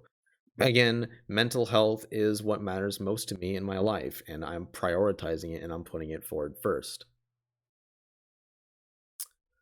So I, decided upon myself to do that. And I like really did some introspection and just realized I just don't think I'd want to compete. Like, that doesn't mean I'm never entering tournaments ever again. There probably will be a point, maybe even in 2021, that, I'll want to go to a tournament. I know I'm not entering another Netplay tournament ever again. That's definitely not happening. But as far as doing, I don't know, going to a local, it's like, I mean, we'll see. I'm almost certain I'll go to a local and probably enter it out of obligation or whatever the hell, but I'll have to wait and see. I'll definitely have to wait and see. That's like a matter of time sort of thing. There's only one other thing that I can think of that is inevitable, that will happen, that is like I don't even know if it's a thing that I even want to care about in Melee, but it will be ranked mode coming out for Slippy. I know ranked mode is still a highly anticipated thing that'll come out. Fuck, I'm gonna guess summer of 2021. They're gonna like June something, June 19th. A full year after Slippy releases is when ranked comes out. June 22nd, 2021. Sure, why the fuck not? And like when ranked comes out, that'll be a big deal because there's like Melee will kind of blow up in a way. It'll have actual ranked based matchmaking. And my problem with rank based matchmaking before, and I've struggled with this both when Anthra's Ladder was a big thing and with Overwatch, is like when you tie my skill to like a number or to a specific rank placement or whatever, and you have like your like dealing with the mental ups and downs, like, oh, I'm just having a bad day, I'm not playing well, so my rank's reflecting that. Or you go on a hot streak and you get really high up in rank and you don't want to lose that, like you get anxiety because you don't want to lose that rank, and you get all in your fucking head about this stupid number that really ultimately doesn't matter, because that's not what its purpose is. Its purpose isn't for you to display it like a fucking badge so that you can be like, oh, hey, look at how good I am at this game, or how, you know, how much clout I get or whatever. Like that's not what it's for. Rank based, the only thing that any rank based matchmaking has ever, the purpose of it has always been to match you with other players of similar skill. That's simply it. Like, if you want to play someone that's way worse than you play like quick play, you play like unranked and hope you run into someone bad. If you want to play someone way better than you ask to play them, or you join pugs, or you join lobbies specifically with high ranked players and stuff like that. But if you want to play people that are around your skill level, you join a skill-based matchmaking system like ranked in Overwatch, or soon to be in Slippy.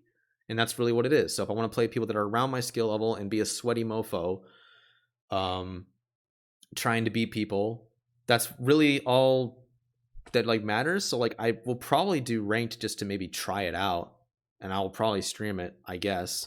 I don't know how it's going to work out. There's going to be a lot of implications around it. And I know for I know for a fact that when it comes out, there's going to be complaints up the wazoo about people cheesing their wins on ranked, or people like rage quitting, or like stuff not counting, or ranks not working, or I got camped by a puff player, or like this player climbed ranks just through camping or whatever. Or I don't even, like, there's just going to be a bunch of stupid, dumb bullshit that you'll see all over social media when ranked comes out, that people are just going to be like, they're going to be like, oh, I'm so glad ranked is here. And then a month later, people just take the fucking thing for granted, because that's always what happens. Everyone's still stuck in fucking high school mentally with that shit. They don't know how to like actually be mature. Like, so many people, and I think competitive spaces in general, just don't know how to think about competition properly. They don't know how to think about it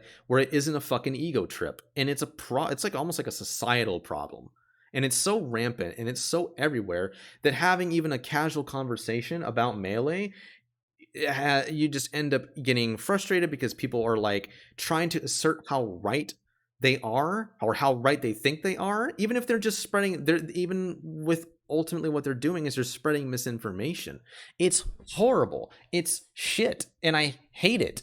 I could be completely correct on what I'm saying, but I'm not going to convince this person otherwise, because they've been watching fucking a Mango stream, or whoever's stream, or whoever said this or whoever said that, and they just believe, you know, they're like incredibly biased or whatever. And it's just like, oh my God, this is like torture. It's awful. It's part of the reason why I can't stand Smash Twitter, and I've unfollowed so many people that do Smash Twitter, because it's just like, I only need to see so much of that horse crap. It's so much of it is bullshit, and it's like, we're really still living in fucking 2010 over here, man. It's dumb. People need to like grow up and mature socially, and need to learn like what competition like really fucking means. It's not a fucking ego trip. It shouldn't be an ego trip, but for a majority of people that are involved in competition, that's exactly what it fucking is.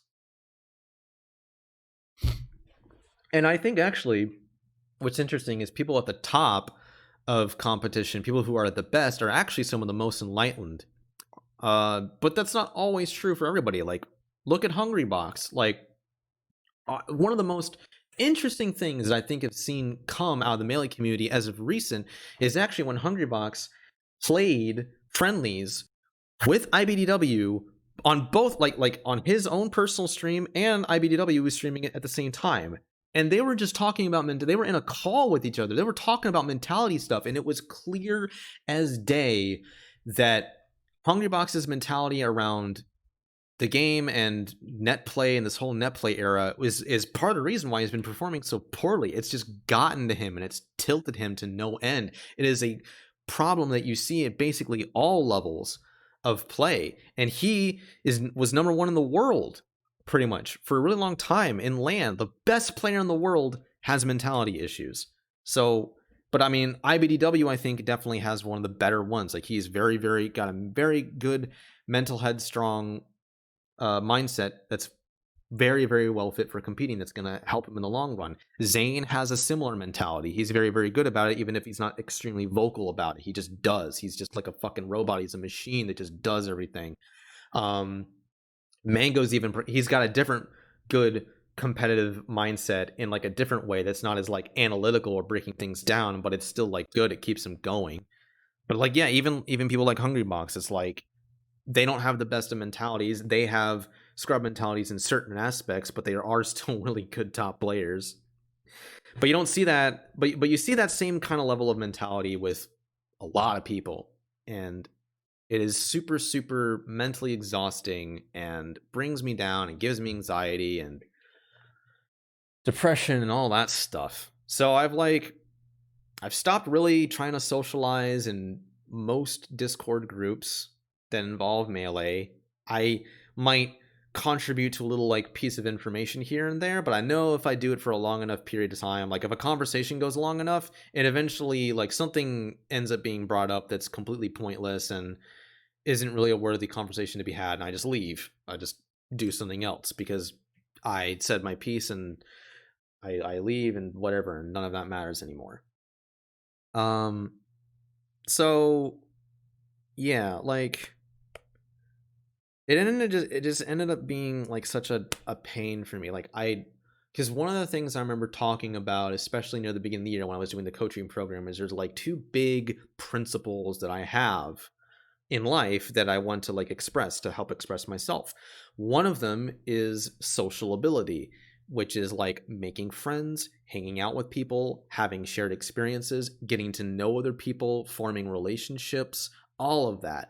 Like I really love that at the end of the day because it makes me feel like I belong somewhere or I have a sense of community and I don't feel alone and I don't have like, I realize that the depression is just bullshit in my head that's just telling me things that aren't actually real instead of me thinking they're actually real. It took me so long for me to realize that depression is just like your mind literally being like transformed because of this mindset, and it'll eventually pass, and those thoughts aren't actually real. They're not real at all. They're just they're almost like figments of your imagination. And it's like, oh, it's a reflection of your subconscious or something like that. Like, no, it's not a reflection of your subconscious. That's just how powerful and awful depression is. It sucks. It's terrible. I hate it. I hate it every time it fucking happens. It happens regularly, like a fucking biological clock, so I just have to get used to it. But or just know that it passes eventually. But like, it does happen. Really, really fucking blows. But I get through it every single time. But like I realized like all the like shitty things that I was thinking like no one likes me and no one cares about me sort of thing was like just some of the anxieties that would kind of creep up subconsciously through all the like socialization that I would do through Melee community. And I for like long time really kind of wanted that like social connection, and part of the reason why I wanted to get better at the fucking game is so that people would want to do things with me and hang out with me and just be a good person. And I thought that was a good way to do it, but life lesson learned, that's not really a great way to doing that. If anything, that's almost a way to kind of isolate yourself in a way. It's like saddening, and it really has kind of wanted me to drive away from competing. Or not to say like there are certain parts about improving that I like a lot.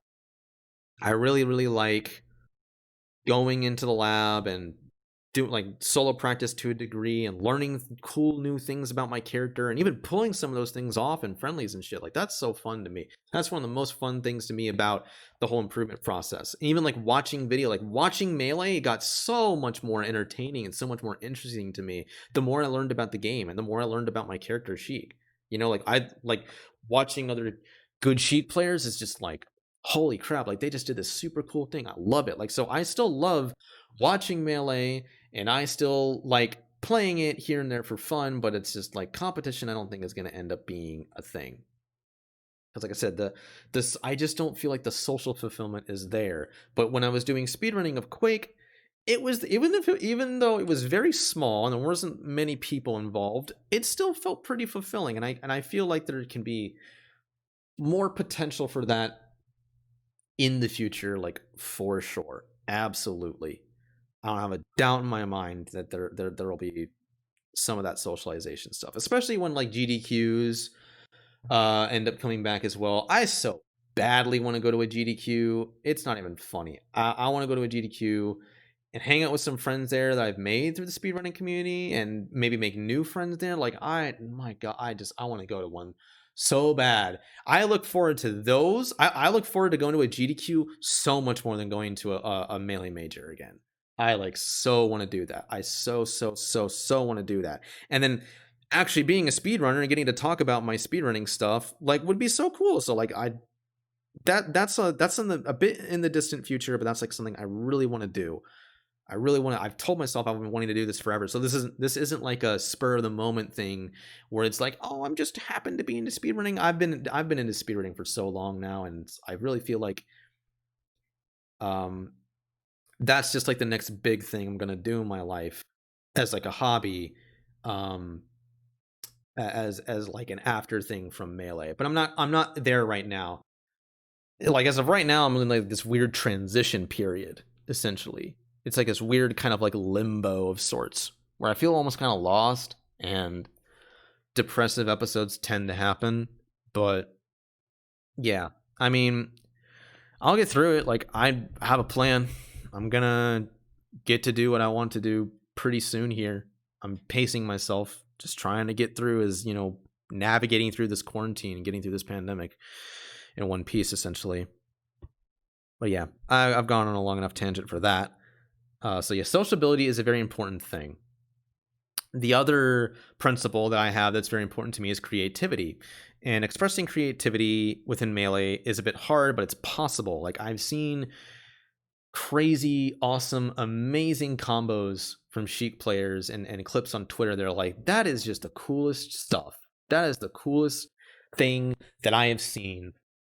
And like combo videos and like I think combo videos are a great form of expression and creativity, especially when it's like synced up to music well and all that. Like there is a lot of creativity within Melee, and I feel like it's very very hard to strike the right balance between finding creativity in the game and expressing that creativity while also being optimal enough to want to win and improve at the game. And that is a hard, like you have to strike such a fine balance to actually hit that, is what I feel. And oh man, that's difficult. That requires so much like energy that I don't think I want to expend upon that. It's just like, dude, like all I care about doing when I play Melee is just like doing a cool combo that I think is neat and like posting on Twitter. And even the clips, even me posting clips is like gonna end after today, I think, or I'm gonna like probably not do much of it. Like if I have a sudden whim to want to play Melee and I want to play a person in particular, or I want to play on ranked or whatever, then sure. But I'm not gonna get too much motivation to try to like play Melee here and there. It's not in my blood. I don't really identify with the game as much anymore over time. Like it being a creative outlet is like kind of a thing, but it's not where like most of my creativity part goes in. Like the creativity principle is also like why a big reason why I'm into coding and wanting to do development stuff to like help create things. And like I have a couple projects I even am planning on wanting to work on, and I'll take my time with them. I don't have like a deadline for them or anything, but it's like stuff that I kind of want to do just for like my own personal experience and to just do and create some stuff because I think it'd be pretty cool. It'd be very, very cool to do. So I wanted to do all that. Anyway, so I talked a lot about what competition means to me, or like why it's not a thing for me anymore. I don't think I really want to be into that, because it's like I said, I just ultimately don't think it's very fulfilling for me to do. I think there's better things in life that I can do. So like, isn't speedrunning kind of a form of competition? It's like, not directly, no. Speedrunning inherently is like, you're just trying to beat a single player game as fast as you can. What you do within that context is completely up to you. Cause like, I could try to, it can be competitive in the sense where you want to try to get world record, or you're trying to get on a leaderboard somewhere. Sure, I guess, but speedrunning inherently in and of itself is like a single player thing. You're going, the only thing you're competing against is yourself, really. So if you get a better time, or if you do a new cool trick, or you do something hard or whatever, like that's all you, man. You did it and you displayed it and you did it all on stream or whatever, and that's what's really cool. Like that's like an appeal to me for speedrunning. Like you're it's important because you don't want to run into the same mental pitfall of thinking that speedrunning is like your a reflection of your self-worth, much like your results in competition you might think are a reflection of your self-worth. I can't tell you how many people have that struggle. I had that struggle too. It's awful. It's terrible. I hate it. Yeah, like, excuse me. uh um I speedrunning is like, I don't even really know if it's like competing with myself, because it's like you want to find a game that's just really, really fun, like gameplay wise, that you can legitimately see yourself doing over and over and over and over again and almost never getting tired of. That's like a perfect speedrun game for anybody, really.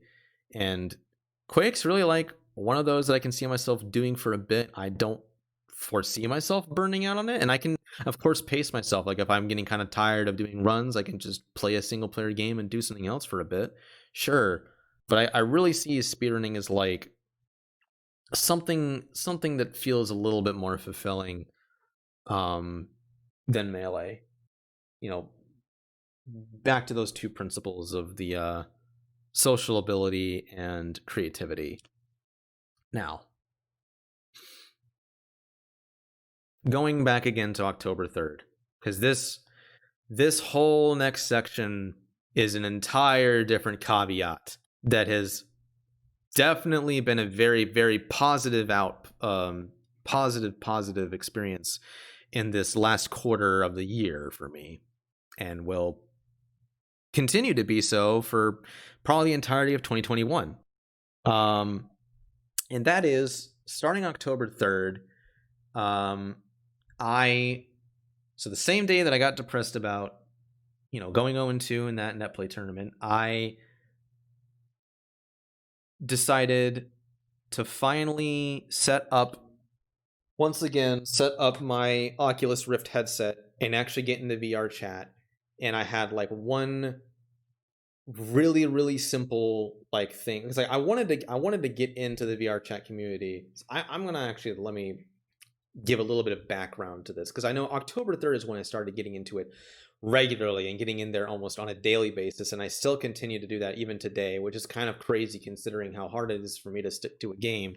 But I don't think VRChat's a game. It's like a whole social experience that's been truly fulfilling. But it started, really what started this is all the way back in April of this year, in fact. Not long after the quarantine started and the pandemic was like the height of the news or whatever. Because I remember way back in January of 2018 seeing VRChat streams and seeing like the whole Ugandan Knuckles meme going out of control, and that's part of the reason why I stopped watching VRChat streams and not wanting to do it or anything like that, because that Ugandan Knuckles shit was so annoying in 2018, early 2018. But then I saw that in April, early April, that XQC was streaming it, and I had been following XQC for quite a while. I followed him starting in like 2017, back when he was like 200 people. He had 200 people or so watching him. 200, 300 people. I don't know how many subs he had. He had like, I don't know, 100 or something. He didn't have very many subs, but he was. I remember first hearing about XQC when he technically qualified to be in top 500 of season 2, but there was some bug that happened that caused his name to not be in the top 500, even though he had the SR for it.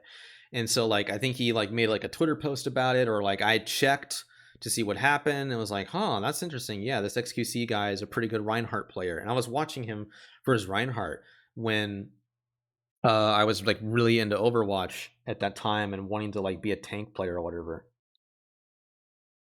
So I was watching XQC like well before he blew the hell up, being the enormous streamer that he is right now. So seeing him suddenly in 2020, after he's stopped doing, he got kicked out of Overwatch League and didn't really do any more Overwatch. He wasn't an Overwatch streamer anymore and became more variety, and I didn't really care to watch him anymore. I noticed, wait a minute, he's playing VRChat. What's he doing in VRChat? And so I check it out, and that's really kind of what started this whole me watching VRChat streams thing. That's when I first discovered who Jadez was. That was when I first discovered who Rafflegator and Meech were, and all these people that are part of the Golden Gator lobby and all that. Like that was the first time seeing any of that, and I was completely clueless to it all. It was all like a new world that was opened up. But like the only people that I did know were XQC and Hassan, and they were playing like this dating game thing. And it like left such an incredible impression on me. I was like, what in the heck? Like, this is like so cool. This is fascinating. And I was watching it like consistently. Like the 3 main streams that I was watching back in like April and May. Like May was a big month for me just watching VRChat stuff. I was watching Jadez, because Jadez started streaming like a week after the XQC thing happened. I was watching Jadez, I was watching Rafflegator, and I was watching Jakey, who's now known as Veronica. She's rebranded. And those are like the 3 main ones that I would watch because I really liked their content. I like Jadez for her voice. I liked Jakey or Veronica for her dancing and for her devil or her demon avatar, because I thought that was super cool. And then obviously Rafflegator, because he was the one that was kind of like organizing all the events, and it was cool to see all that stuff happen.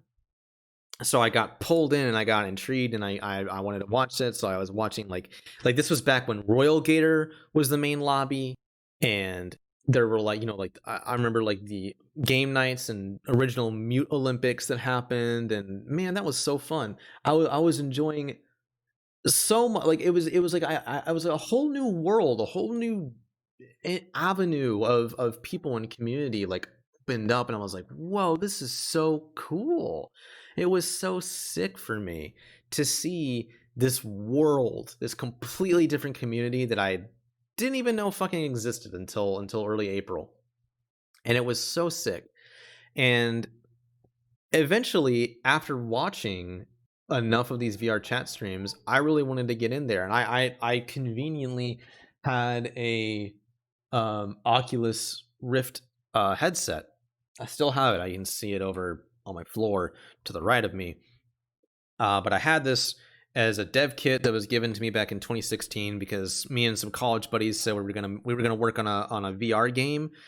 And we requested dev kits from Oculus, and I ended up getting one, and they never asked for it back, so I just kind of used it to get into VR. But I during this time between like April, I mean even before April, but like from starting to watch VRChat streams and deciding I want to get in there at some point, I had terrible social anxiety about jumping into that I think Melee definitely like helped cause a lot of that anxiety to happen. I know in June I did finally decide to jump in VRChat and try it out for a little bit, but I only managed to play it for a couple of days because one, I felt like I didn't belong. I was encountering a lot of anxiety around it. My computer, I didn't have my new computer at that time either, so it was running kind of like crap for me.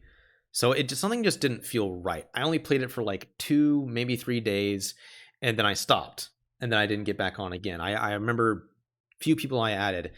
that are I'm actually like hung out with a bunch later, but I only went into VRChat for like a tiny little bit.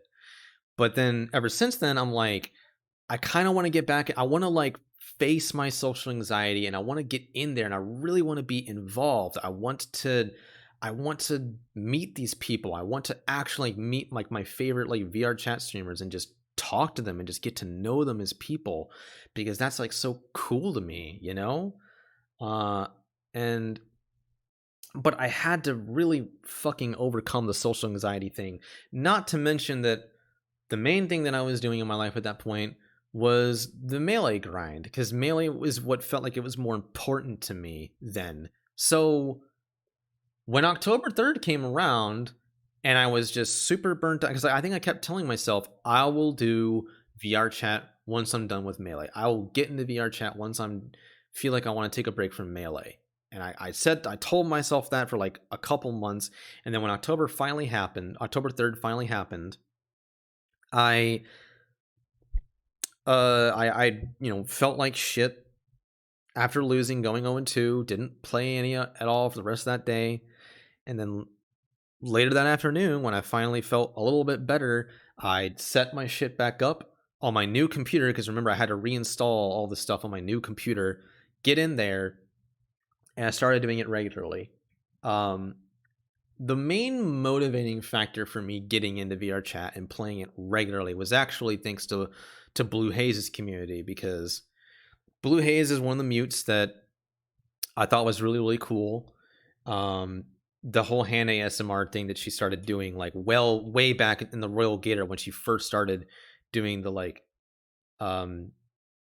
dragon succubus thing, was really like holy crap. And then when I found like all the mutes have kind of like started streaming on their own and have actually been like really, really successful streaming on their own. But like Blu Haze was very interesting because it was actually October 1st. I had a dream. I had a very, very interesting dream about Blu Haze, and I still have not had a dream about anyone in VRChat like that since then. But I had a very interesting dream about Blu Haze, and I talked about it. It made me want to like talk about it in the Discord, because I was in her Discord, but I wasn't like super inactive and not talking in there at all, because I was involved in melee stuff. But like the morning that I woke up from that, I was in there and I was talking about it. And I like what happened next, I think, is essentially like kind of what was like a life-changing thing. I talked about it. I said like the dream was like kind of on brand. And the next thing I know, Blu Haze herself DMs me saying, "How was your dream on brand?" She was genuinely interested in what I had to say about this like just silly little dream that I had.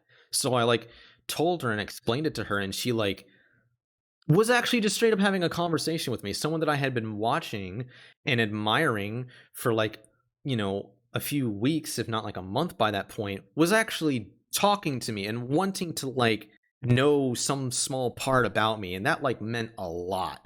That really, that still sticks with me even today. And probably will for a while, on like how meaningful and impactful that was. That made me want to like try to hang out and just get to know Blu Haze more, you know? But like I've always kind of like struggled with like anxiety. Like I don't want to be a burden. I don't want to bug anyone. I don't want to annoy them. So I don't try to like DM, but I wanted to be a part of her community and get to make friends there. I've made some great friends just within that community, but her messaging me that day made me want to go on a mission. It made me so compelled to want to get into VRChat and want to meet her, because I wanted to just like be in that physical virtual space and like almost like I'm meeting her in person, but obviously not, like just meeting her in VRChat. I wanted so strongly to do that, but I didn't know how without like being weird about it. I don't want to be weird about it. I want it to be natural. I wanted it to make sense. So October 3rd, when I start getting into it, one of the things that I remember talking to a member of the community about is that Blu Haze actually does dances at this club called the Void Club in VRChat, and it's like you have to be a user rank in order to get in there. But if you want to see her if you want to see her, you can go in there and you might have the chance to actually do that. So I was like, all right, bet I'm gonna grind the crap out of playing VRChat consistently so that I can hit this user rank purely through time. I didn't want to cheat. I didn't want to take shortcuts by uploading avatars and uploading worlds that I didn't create or didn't make or whatever, just so I can get that user rank. I wanted to do it purely through time and grinding. And through that, I made a habit of going into VRChat, and I made some pretty cool friends. I interacted with a lot of cool people, and I had a really, I've had just a phenomenal time with the game, and it continues to evolve and go on throughout that point in time. But like, one of the biggest motivating factors for me was definitely like to meet Blu Haze. I still haven't, it's not happened yet. Hopefully there is a community meetup event at some point, because I know recently there was a community meetup event for Firefox Blue, and that was really cool. That was super fun. I had so much fun at that. That was a super fun event.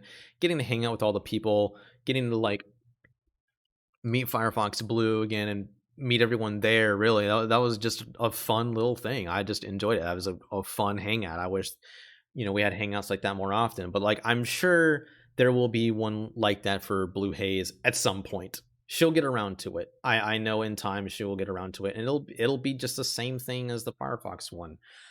And my like little thing that I've been wanting to do will kind of come true. But it's like, I've already made so many other. It's not like the only thing I've ever wanted to do. Like, it's making friends and having the social fulfillment that VRChat has been amazing. So yeah, that's like, I just like seriously, from October 3rd through October, what was it? Actually, I can figure this out. Yeah, October 3rd through October 18th, I only did VRChat. I didn't play any other games. I didn't want to play any other games. I was in like a slump of not really wanting to do any sort of hobbies or anything like that. And all I wanted to do is play VRChat so I could get this user rank or whatever. Yeah, and then I finally got the user rank. Then I went to Void Clubs and found out the Void Club is just a cool place just to be and hang out and just see all the dancers and stuff. Like, it's actual like legit sick entertainment. I love it. But Blu Haze never showed up. I know Yashai was there once. I saw Yashai once. And then there's like the regular dancers that are always there, like Senpai, Avery. Nightmares is a newer one that I really liked a lot. God, there's so many, like Dio and Tonzi, and there's just so many. I can't name all of them off the top of my head. Mott's is another, like, there's so many like super cool dancers from Void Club. Oh, but I never got to see Blue, because I think Blu Haze got really busy with like making avatars and battling depression and imposter syndrome and shit like that. Like, whatever, like she would get busy, and I haven't seen her at a Void Club. I would really love to see her at a Void Club. I'd so love to see her in her element where she's dancing. That'd be great. I look forward to when that happens. It probably will happen within the next year. I'll see and find out. But yeah, I wanna have that happen. But I mean, I don't want to downplay any other stuff that I've said. Like, I don't want to downplay how important VRChat has been, how fulfilling it has been for me, like on a social level. It has been such a blast. It's been so fun. Like, the parties feel like real parties, but without any of like the physical bullshit. Like, you don't have to drive anywhere. You don't have to worry about people being too physical with another person or whatever. You don't have to worry about any sort of danger or anything. You just, like, if people are annoying, you kick them or you block them or you mute them or whatever. Like, it's super nice. It's super cool. And immersive is all hell. Like, oh my gosh, it feels like I'm almost like physically there with those people. Like, it emulates all the important parts about being in an actual party without any of like the risk or anything. It's so nice. It's so nice. I love all the friends that I have made. through VRChat and all that. Ugh, my throat is getting tired of talking. Doing it for like 2 hours. So that's primarily what I've been doing for like the rest of the year, is like being in VRChat and meeting people and hanging out and watching streams. Like, um, I did want to take a moment to kind of talk about Jadez a bit, because since I have been watching Jadez for a very long time, longer than pretty much anybody else in VRC community, I did want to meet her, and I actually did. So like with the first month and a half that I was in, so like from October, actually literally from October 3rd all the way through like November, my birthday essentially, November 18th. I was pretty much a mute. I was a mute that I didn't want to talk unless I felt very, very comfortable around people enough to talk to just them, and then be mute around other people that I didn't know, or new people that I didn't, meet or whatever. Because this was like a way for me to kind of get around my social anxiety a bit. I was a mute for a good little bit, but like once my birthday came around, I got like I got a grim avatar that I felt good about, and it was also my birthday, and I'm like, I just kind of opened up around that time, and I felt good to like actually talk, and it's just stuck ever since. And I feel good that that's what it's led to. I feel so much more comfortable in like social environments now, because I realized that there's like the small things matter, and just small talk isn't awkward. Like I have to have a whole deep ass conversation. I mean, don't get me wrong, I do appreciate the deep conversations when they do happen, but it's like I'm fine with I am fine with small talk too. I've gotten way better at small talk. Even if I still feel like I'm garbage at small talk, I can at least like, you know, carry on a decent conversation. It really has helped a lot with social skills. I think it's helped so much with social skills. But anyway, Jadez is someone that I've found entertaining for a very long time, like ever since I've watched her. Like starting back in May. I found her immensely entertaining because of how eccentric she is, how full of life she is, how thankful and genuine and wholesome, and just there's almost anything that she there's almost nothing that she could do that would make me dislike her, like honestly. And she's done a lot of things that she thinks makes people not like her, when in fact it's probably what is one of the things that does make them like her. Like I can't express like how happy I am when I watch a Jade stream. I never thought I would ever say that about any stream ever. Like I want to like watch her like religiously. It's like crazy. I never thought I'd be that kind of person, but like I do genuinely find a lot of joy. So when I got to meet Jade for the first time in VRC in early November when I was still in mute, that was one of like the highlights of the whole month.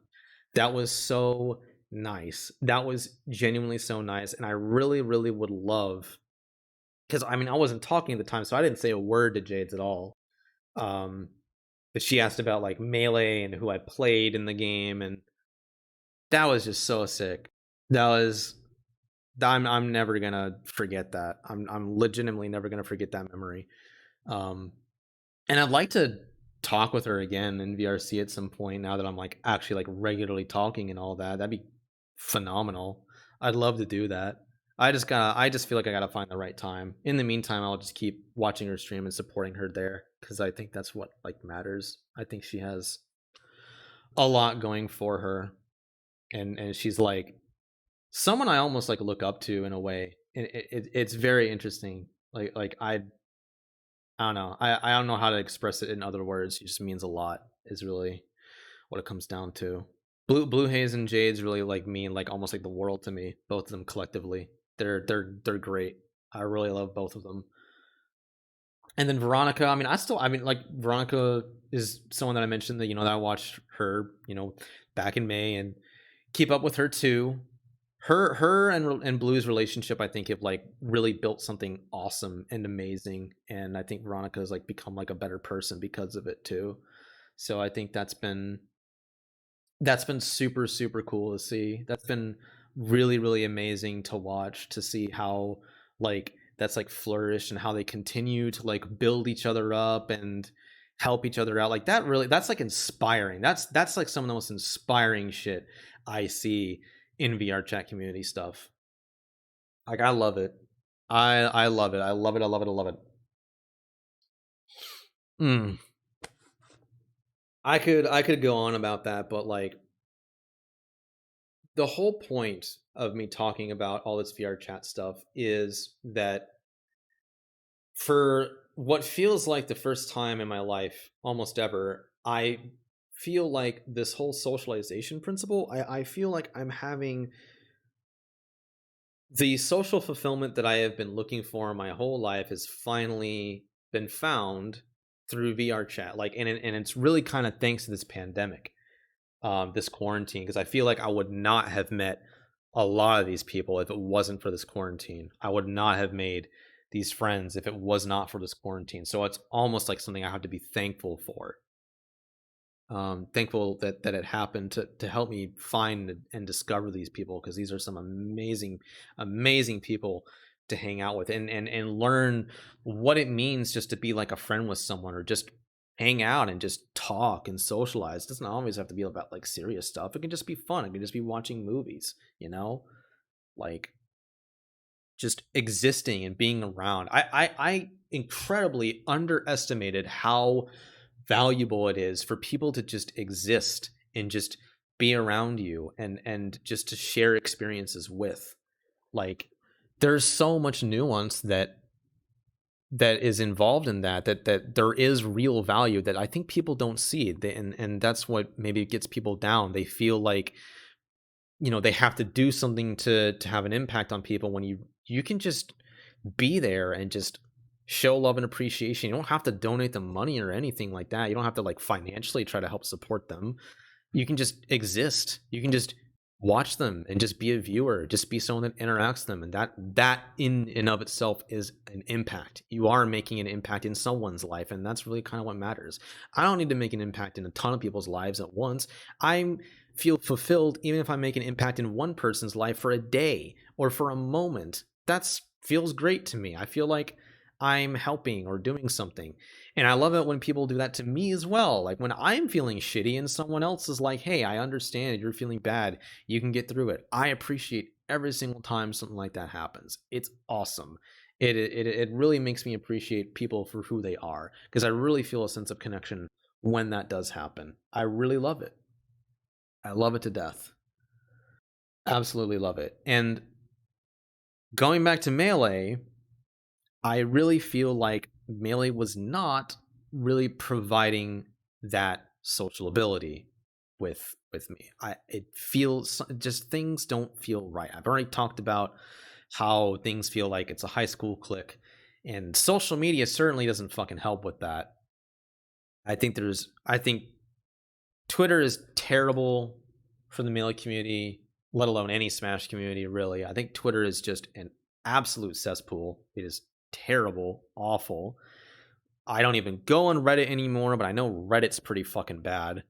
So I'm like thankful I don't even touch Reddit with a 10-foot pole these fucking days. Um, and then Discord servers can be pretty bad too, depending, like just so much of the online interaction. But I know like it gets way better when you actually meet the person IRL and you get to actually hang out with them. Then it's like, what happens with VRChat, where I actually have fun with them and get to talk and have like meaningful conversations and stuff. Like that's great. So that's what makes me want to go to tournaments again when like locals can happen, because I miss that. That's the fucking core of a tournament that I fucking really miss. And going out to eat wherever afterwards, and as long as the conversations don't turn into the usual bullshit that I hate seeing on social media, and it's actually like stuff maybe not even talking about Melee, it's like, yeah, I'm all for it. I miss that stuff. That's what makes me want to go to it again, even if it's just sparingly. And VRChat really helped me realize that. And that's why, like, at least until that stuff, at least until locals really start happening again, I don't think I'm going to really be involved in Melee much at all. And I like totally fine with being involved in VRChat. So yeah, like I said, I'm in a kind of a weird transition period where I'm like stepping away more and more from Melee. It's becoming less and less a part of my identity, and slowly start moving more towards, especially once 2021 gets here, moving more towards doing speedrunning and doing speedrunning consistently and having that become a part of my identity as I do it more and more.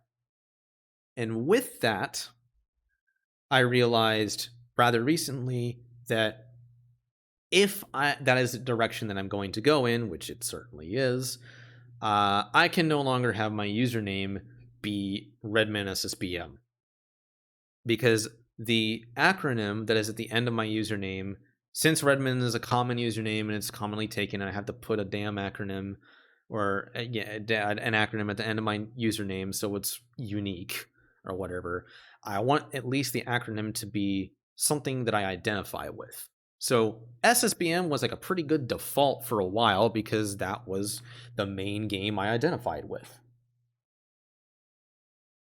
But now that this year has happened and all the things that have occurred that made me realize that I kind of don't want to identify with the game as much anymore or be as involved, it doesn't feel right to keep SSBM in my username. And now I would like to actually change that abbreviation. Maybe not right now, and maybe not when like the ball drops or whatever. I don't need to do it like at that moment or anything like that. But when I start actually speedrunning Quake again, I plan on changing my username to Redman RTA. And the RTA stands for real time attack, which is just like a way that a speedrunner can measure how like their speedrun is timed, because like the two main methods are in-game time, which is IGT, where the in-game timer is the only timer that counts up on the clock, and then the RTA timer is like real time, like from the moment that you hit start until you finish the game, the clock will continuously go, counting load times, counting all that stuff.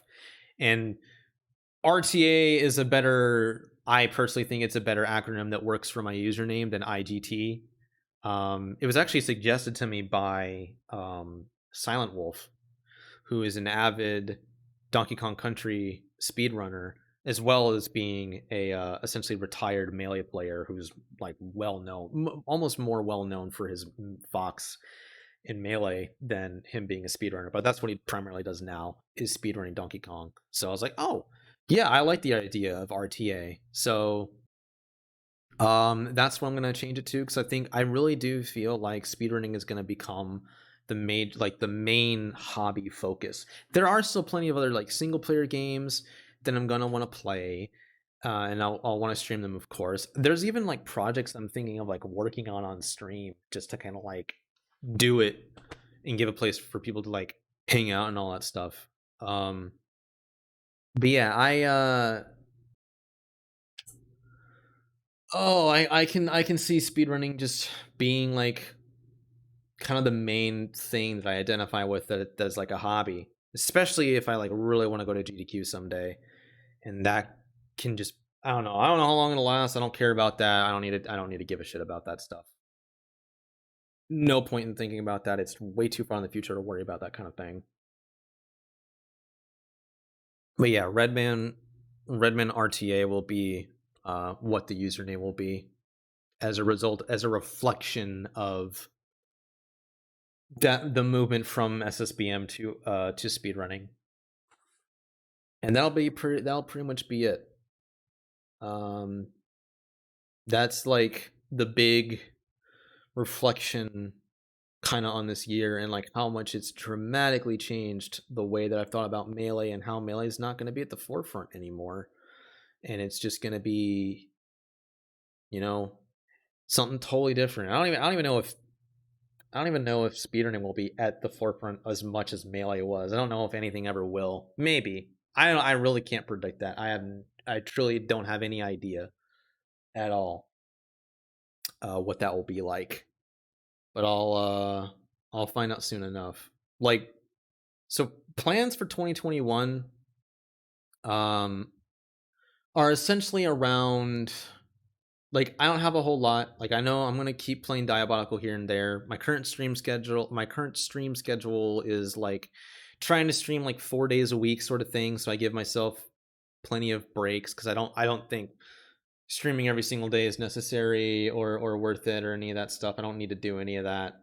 I like streaming, you know, streaming is purely just kind of a hobby thing. I want to share experiences with other people.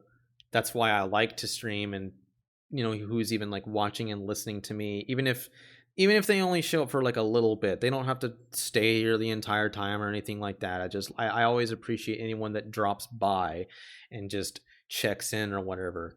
That is enough to me. I don't need to grow immensely as a streamer. I know, like, if I get into speedrunning and do that consistently and like make that a thing, then like that could grow my stream, but I don't like have that. That's not a goal necessarily. I don't have like a defined goal. I don't have like a time or anything in Quake that I really want to hit, or a follower goal or a sub goal or really any of that nonsense. I don't want to equate. I don't want to make a number a goal or anything like that. It's just like, I just have a plan on the thing I'm going to do, and I'm just going to follow that plan and do that thing. I'm going to speedrun Quake. I'm going to speedrun Nightmare 100%, episode 1, and then episode 2, then episode 3, then episode 4, and then the whole 9 yards thing, and then try the different mod maps that I've seen, and there's a whole lot from it. Maybe make content from it, maybe not, who knows. I'll see what happens as I go. And then the only other thing that I'm very confident is going to happen in 2021, and it's going to be a very, very big thing that my stream's going to end up being revolved around, is Hollow Knight Silksong.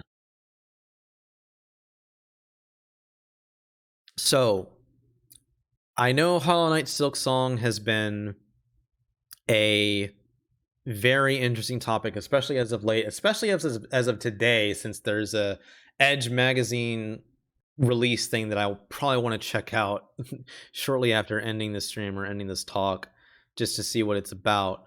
But I am very confident that Silksong will release in 2021. I'm pretty sure of it. Especially with like little bits of news coming around, and I think it's definitely very highly anticipated. Don't doubt for a fact that COVID has definitely slowed down the development of Silksong, but I have no doubt in my mind, with the way that Team Cherry has handled even Hollow Knight and its DLC, that Silksong is just going to be an amazing, amazing game. So when there is finally a release date, because I want to give them as much time as they need to make a great, phenomenal game, because I trust them. I trust Team Cherry more than pretty much any other developer at this point in time. Like, I trust them so much. So I will give them as much time as they possibly need. I will be as patient as I need to be with them as I possibly can, for them to come out with Silksong. But I know for a fact, as soon as a release date is posted, I plan on playing through the original Hollow Knight from 2017 on my stream as like a casual replay through, and 100%ing the game. Like, I'm gonna do everything that I didn't do before. Like, I didn't beat Nightmare King Grim. I didn't do any of the Pantheon stuff. Like, I'm gonna do it 150%. I don't care if I get like no viewership while I'm doing it. I'm doing it because it's something that I really want to do, and I'm doing that as like a lead up to Silksong.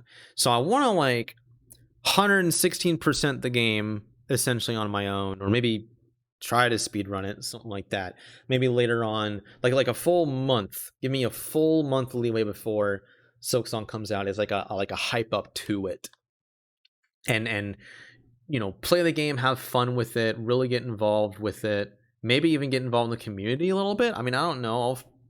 It's a very large community. I'm not so sure how I feel about that yet.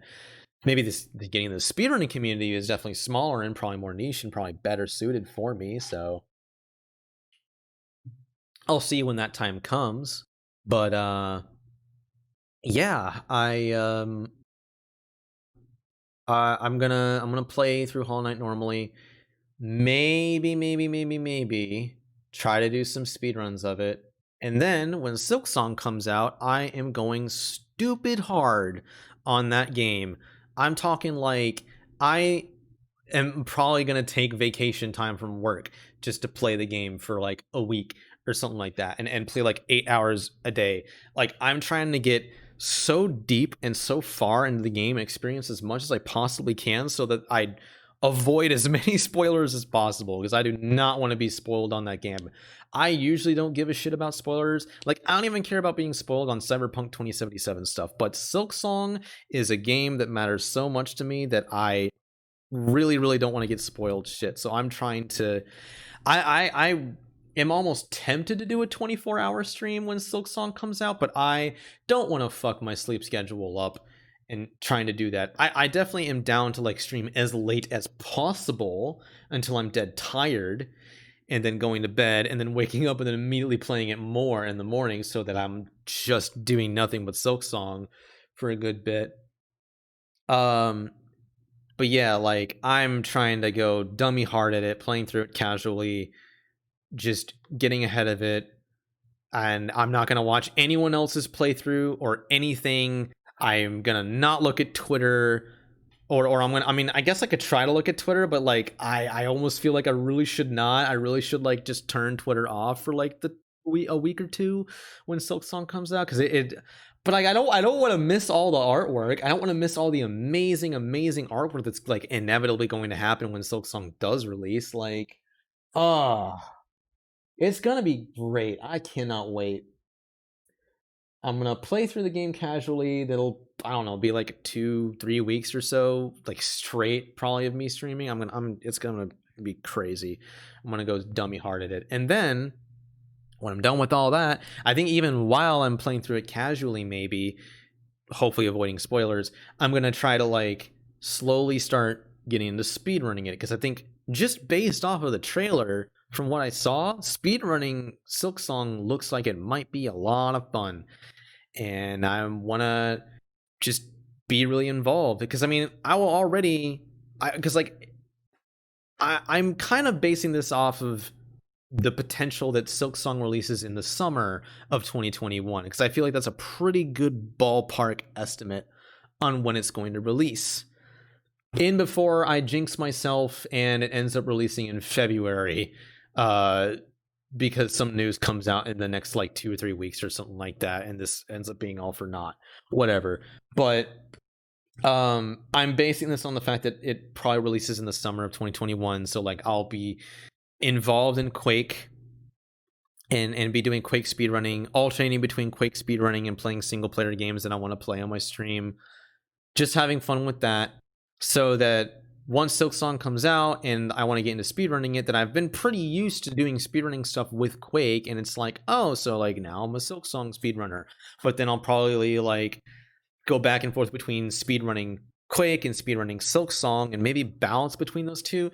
That seems a little bit like, I don't really have a concrete plan for when that happens, because that's a bit too far in the future for me to know. I don't really know at that point. Like, the second half of 2021 is like a complete freaking mystery to me. I got no idea, but that's the major plans that I have for streaming. Absolutely. Like that's I'm gonna definitely have like more of an emphasis on single player games. I don't think I'm gonna be playing too many multiplayer games unless I really feel like it's something that's worth getting into and streaming for it. But yeah, like, I'm very looking forward to this next year. I mean, of course I'm gonna like still keep going into VRChat. I don't know, I might stream VRChat. That's still like a, I don't really know. I don't really feel like that's a thing that I kind of want to do, because I don't feel like I do anything interesting enough in VRChat yet that's deems worthy of a stream. But who knows? That might change. Maybe there will be something that I'll do in VRChat that I will want to stream occasionally or something like that. I'll figure it out. I'm not 100% on it yet. who knows what the future will have in store for something like that. But yeah, I'm thrilled. I'm excited. My index came in today.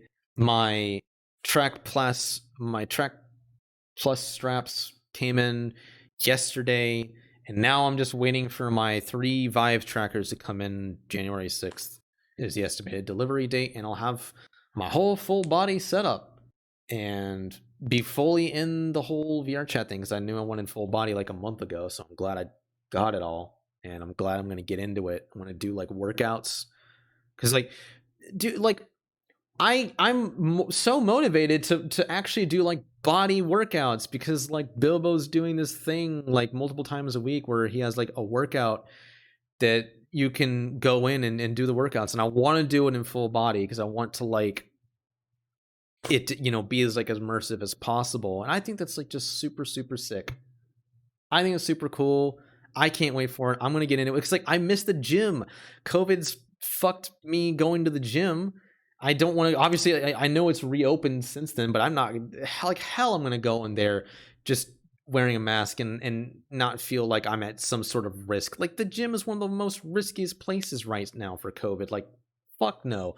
Maybe not until, and even if I do get a vaccine, I still feel like I have to wait a while after I get a vaccine, because I feel like the general population needs to get a vaccine before I think anything is even remotely safe, you know? So it'll be a while before I get back into the gym, but I do need to do like body weight exercises. I want to do that stuff again, and I think this thing that's happening in VR that they're doing in VRChat is like a great way to do that, and I want to get into it. And I think when I get full body, that'll be the point that I do that. 100%. 100%. I think there are great things that I'm looking forward to in 2021. There are phenomenally great things. I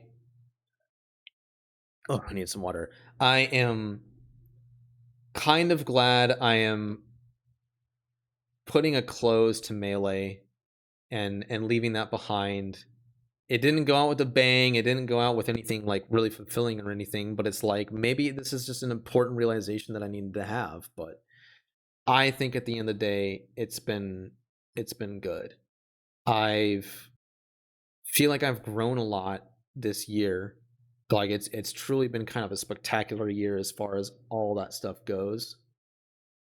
And it just makes me, like I said, it just makes me excited for the future. It makes me excited for 2021 to see what that brings, to see how I can continue streaming and continue enjoying the things that I enjoy and living a simple life, I guess, making an impact in people's lives, helping support people to achieve what they want to achieve, giving emotional support, all that stuff, like just kind of living something simple. I don't know if there's going to be any other major changes. Who knows a year's a long time. Who knows what'll happen a year from now. I will probably want to do something like this again a year from now, just to see, what all has changed, and do another one of these reflections, because I think doing these at the very end of the year is important. I think everyone should do something like this. I think it's a healthy thing to do. It's a way to, understand yourself better, because I really feel like a lot of people don't actually try to understand themselves, and it has an effect on their mental health, and it really can lead to some bad things happening. And I'd like for everyone to hit a point where they do practice good mental health and take care of themselves, eating well, sleeping well, all that stuff. I care about people so much. I care about seeing people do the best that they can do, and like transforming themselves and their lives through good habits and all that. And I want to like emphasize that message. I want to emphasize that idea. That's why I love watching Devin Nash so much, because I think Devin Nash does that so well. He's like an inspiration almost, in a way. Like I watch his streams pretty religiously as well, just because he does that so damn well. Like I love it.